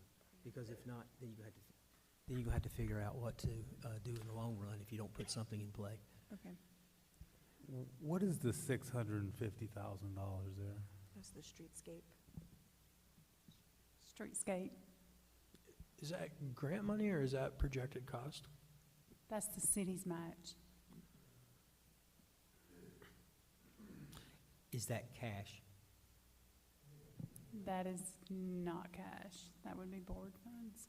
And that, I thought our match was only 5%, like 42,000 in terms of the grant. I thought that was the additional costs for us to get to the full project cost that Dominique had estimated. That is the cost to the cities, and it's actually going to be more than 650. I think it's closer to 680 or 690, the final number. And we haven't even accounted for utilities. Excuse me, can you repeat that? We haven't even accounted for utilities in that number as well. That's correct. I mean, in talking with Shane, we're looking at another $1 million for your underground. We don't have the information from Public Works yet. I think maybe we need an engineer to look at that. I thought we paused this. It's under review. Okay, so should it be budgeted then? Should If we what? paused it, should it even be on the budget at this point? This was put in the budget before these conversations happened, so. Okay, so a new budget would include that number? If it's under review and we don't even know what the cost is gonna be, I mean, isn't it kind of premature? Or it would to- simply not move forward with the landscape or the streetscape project, which I think is really gonna be staff's recommendation because of the budget numbers associated with it. So you think the recommendation from staff will be don't move forward? Yes. I know Glenn and I have talked about it. We can apply for it at a later date. I'm an advocate for the streetscape project. I think there are communities across this state and across this nation would love to have the look, the feel, and the vibe of the downtown Main Street district, okay? Harbor District, whatever you want to call it. And a lot of them are just, hoping to have that. But at this point, funding that streetscape project that we know is underfunded, we haven't even addressed utilities, probably should be put on the back burner. And that's just something else I want to loop in when it comes to grants or the opportunity of grants. Like a lot of time there's a heavy match with grants. Some of them can go as much as 50-50.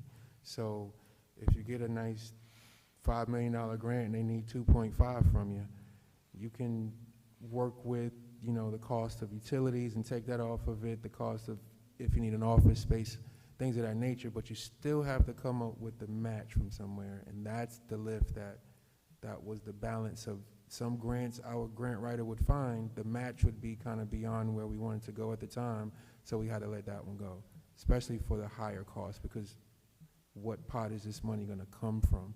And how long is it gonna take to get the grant populated? Is it gonna be next year? Is it 2 years down the road? And you're just kind of left in limbo because you borrowed from over here to make the match, and now you're just kind of stuck, right? So that's kind of how the grant world has been.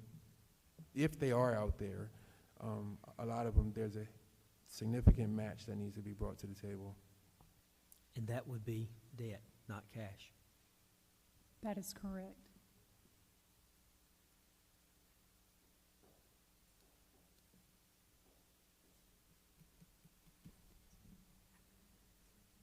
To Councilman Tyree's train of thought with the TDA, has the conversation been explored with the TDA sharing costs for Christmas lights? Yes, Christmas, New Year's, Thanksgiving, you name it, yes. A lot of those functions, that was brought up for at least 2 years. Why are we not doing more in that space to get people excited to come here? There was even a whole Christmas theme that we talked about at one point, just kind of going all out, you know, just trying to bring awareness to Washington and get people to come in here and, you know, and enjoy the businesses and the food here and everything else. Ask me where the check is. Go ahead. Yeah, no, just $50,000, I think that's a 3-year contract that we have. I'd be interested to know if TDA is willing to assist with those expenses, since it does drive tourism.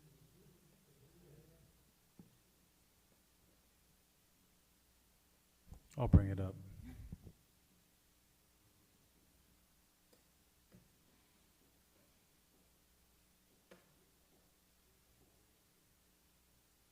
And nothing else. I'm gonna move on. We were gonna have a little conversation about contracts, but I think that would just, that's something that we need to do as staff as opposed to, I did want to bring up the Civic Center before we moved on from here. That was something that came up in the TDA. That number has decreased from 35,000 to 0. So that's a cost the TDA now will fully bear. my understanding is that that change, and Aaron is here, was about raising the fees.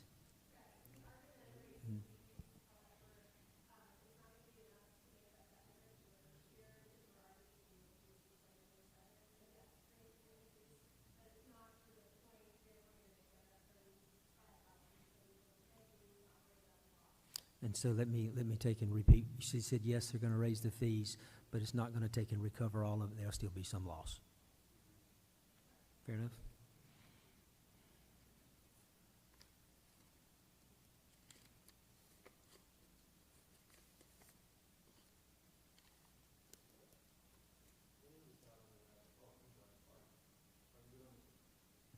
Are you good on the Civic Center question? What did we decide on the last one with the planes? The planes? The Okay. plane, boss, the plane. The plane. The plane, The plane. Stop. Stop. Yeah, so I'm going to, will you go ahead and respond to that? I don't know what I think, but you see the 173 down there? My position was that we were gonna take some of that money to fund the outside agencies. That would leave 100,000. Now you got $100,000, whether you take that completely out of the airport or you reallocate it, or you leave it as funded. Can the airport operate with a deficit? I mean, it's an enterprise fund, and they're saying if they don't get 173 and some change, they won't be able to operate on an even budget. Can they operate as a deficit until they make up that lack of funding, I guess? Well, they're technically not an authority. No, they're not. It's not even technically. They're just not. Yeah, they're not an authority, and so are they a city operation, and can they operate in an unbalanced budget? No.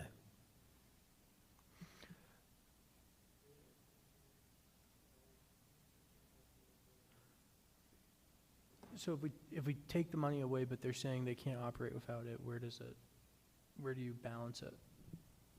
If they operate in the negative, just like I talked about yesterday, when the general fund had to front money before they got the grants back, the general fund is gonna have to pay for it. So any enterprise fund that's not self-supporting, the general fund has to pay.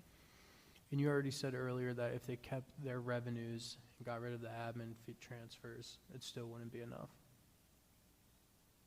I didn't look at that number. We'd have to look at that number, I mean, and see. Okay. And what is the impact to unfunding our estuarium payments? Is that our insurance, that line item? No, the insurance is still It's in up there there. also. It's at the bottom, wasn't it? It's funded at $5,334. So what is the 12,960? That, I guess, is just a economic development payment that they were receiving in addition to the cost of the building.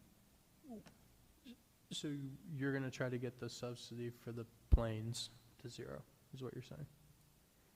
No, I want to take it from now, from what looks like $172,399, I'm going to deduct $78,000 on that, put it up into the outside agencies, and they're going to have to figure out how to operate with $78,000 less. Okay. What was the $248,000 in economic development last year? Or 200, whatever the number is, I can't see it. What was that? Why did it have such a huge jump from the year before? Where are you at? I can't see The it. second line item, it went from 30,000 to 248,000 in 1 year. What was that increase? Well, I don't know what that I'm reading project was. backwards. Can you say that again? Economic development projects, up second No, line but from in the top. 24-25, it was 30. 25-26, it was projects? 248, and now it's back down to 30. So what- Okay, so that's the appropriation that council just did when the county came over for the industrial park grant. Mhm. That's put in there for this year, so that just hit. So that was like 188,000. Okay. So that's why it's down. Gotcha.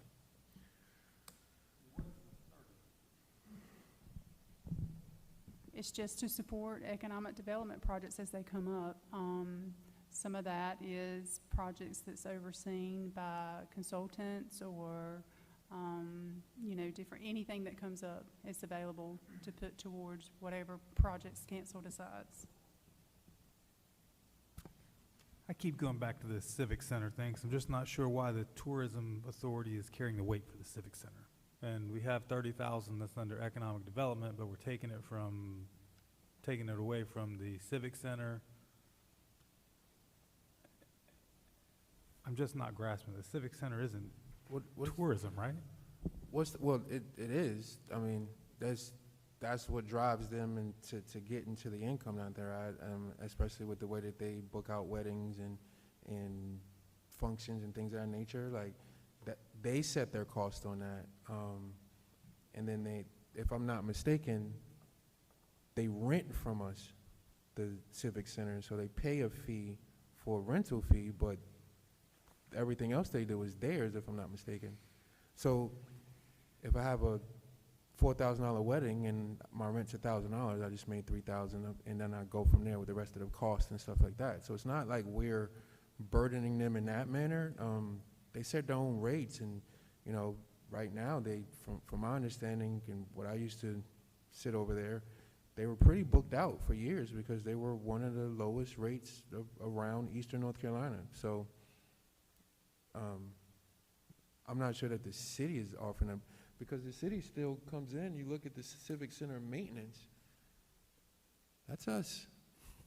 I think that's like insurance. I'm not really competent to speak on this, man, because we came up, the Civic Center is a building owned by the city Right. that the tourism is running essentially for the city. I don't know how much money they're making. I think they split that profit 50-50, if they have a profit at all. So, and that's where the interlocal agreement came about years ago, was because they could not make enough money to hire permanent staff that were,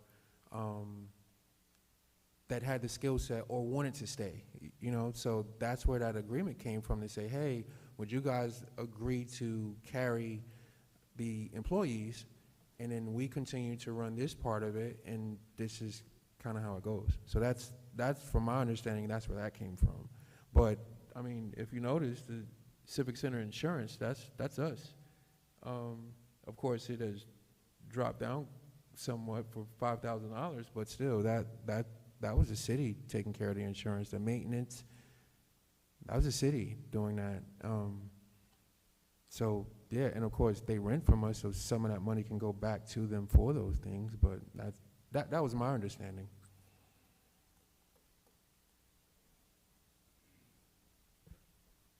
I'll let this go here, but I'm just not grasping that we have 30,000 just sort of hanging, and then we're gonna remove that from the TDA, and then we're gonna talk to them about picking up the 50,000 for the Christmas lights, and I think they have responsibilities, I get it, but that just seems unusual to me that we just have that number hanging out, and then we're removing it on the other side. Good. Now, the TDA is different from the Civic Center.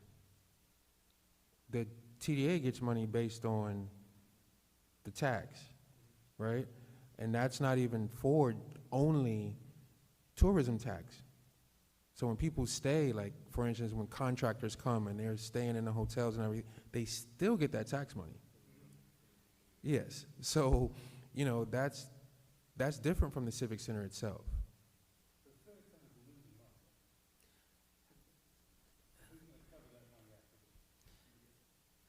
This is worthy of a presentation at your next council meeting or two. Too much gaps, too much gaps. I will tell you this, that 30,000 that's just hanging out there, if you don't hang it out there, you're gonna eventually come back and want it anyway. So you need to have something, something's gonna come up. The economic development position that we had created, that's agreed that that's done, is that kind of? We're not gonna do that? That was that original assistant manager, economic development, that was frozen, for that, yeah. frozen, unfunded in this budget.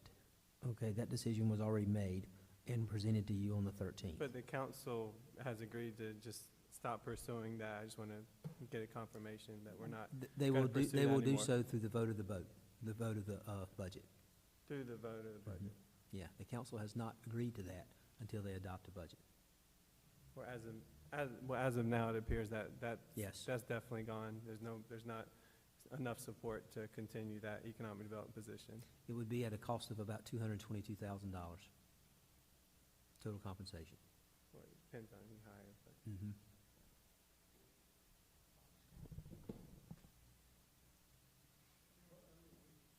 Go ahead, Mayor. Is there anything else? No, do we need to meet tomorrow, or? I don't think so. Do you?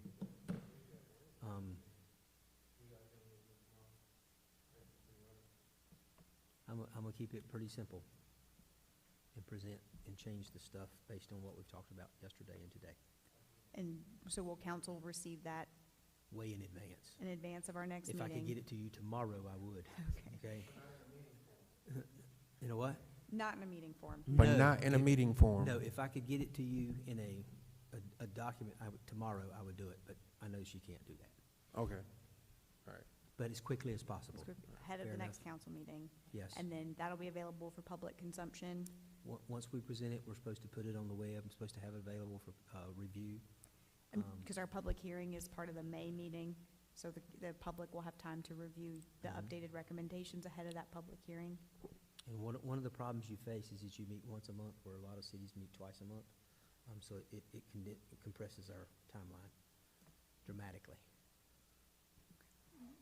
If you go ahead and give me changes, we can probably have it to you in a week. So I don't know if you want a formal presentation, if you have to have that, or you can just go ahead and give it to them and publish it publicly.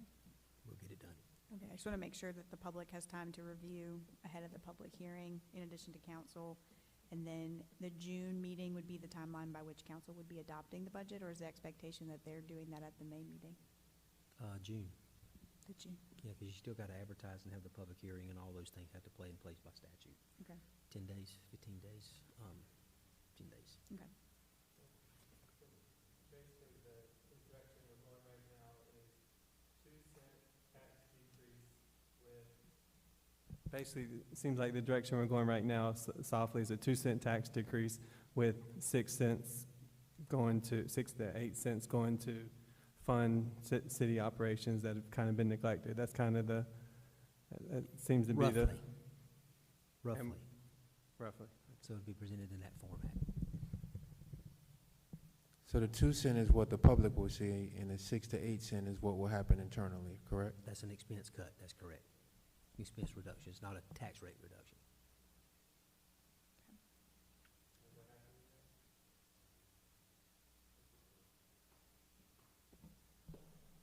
Everybody good? Any other questions, concerns? I'm a phone call away. All right, well, thank you, everybody. Appreciate everyone's time over the last 2 days and for all the information that's been provided here. At this time, the meeting is adjourned.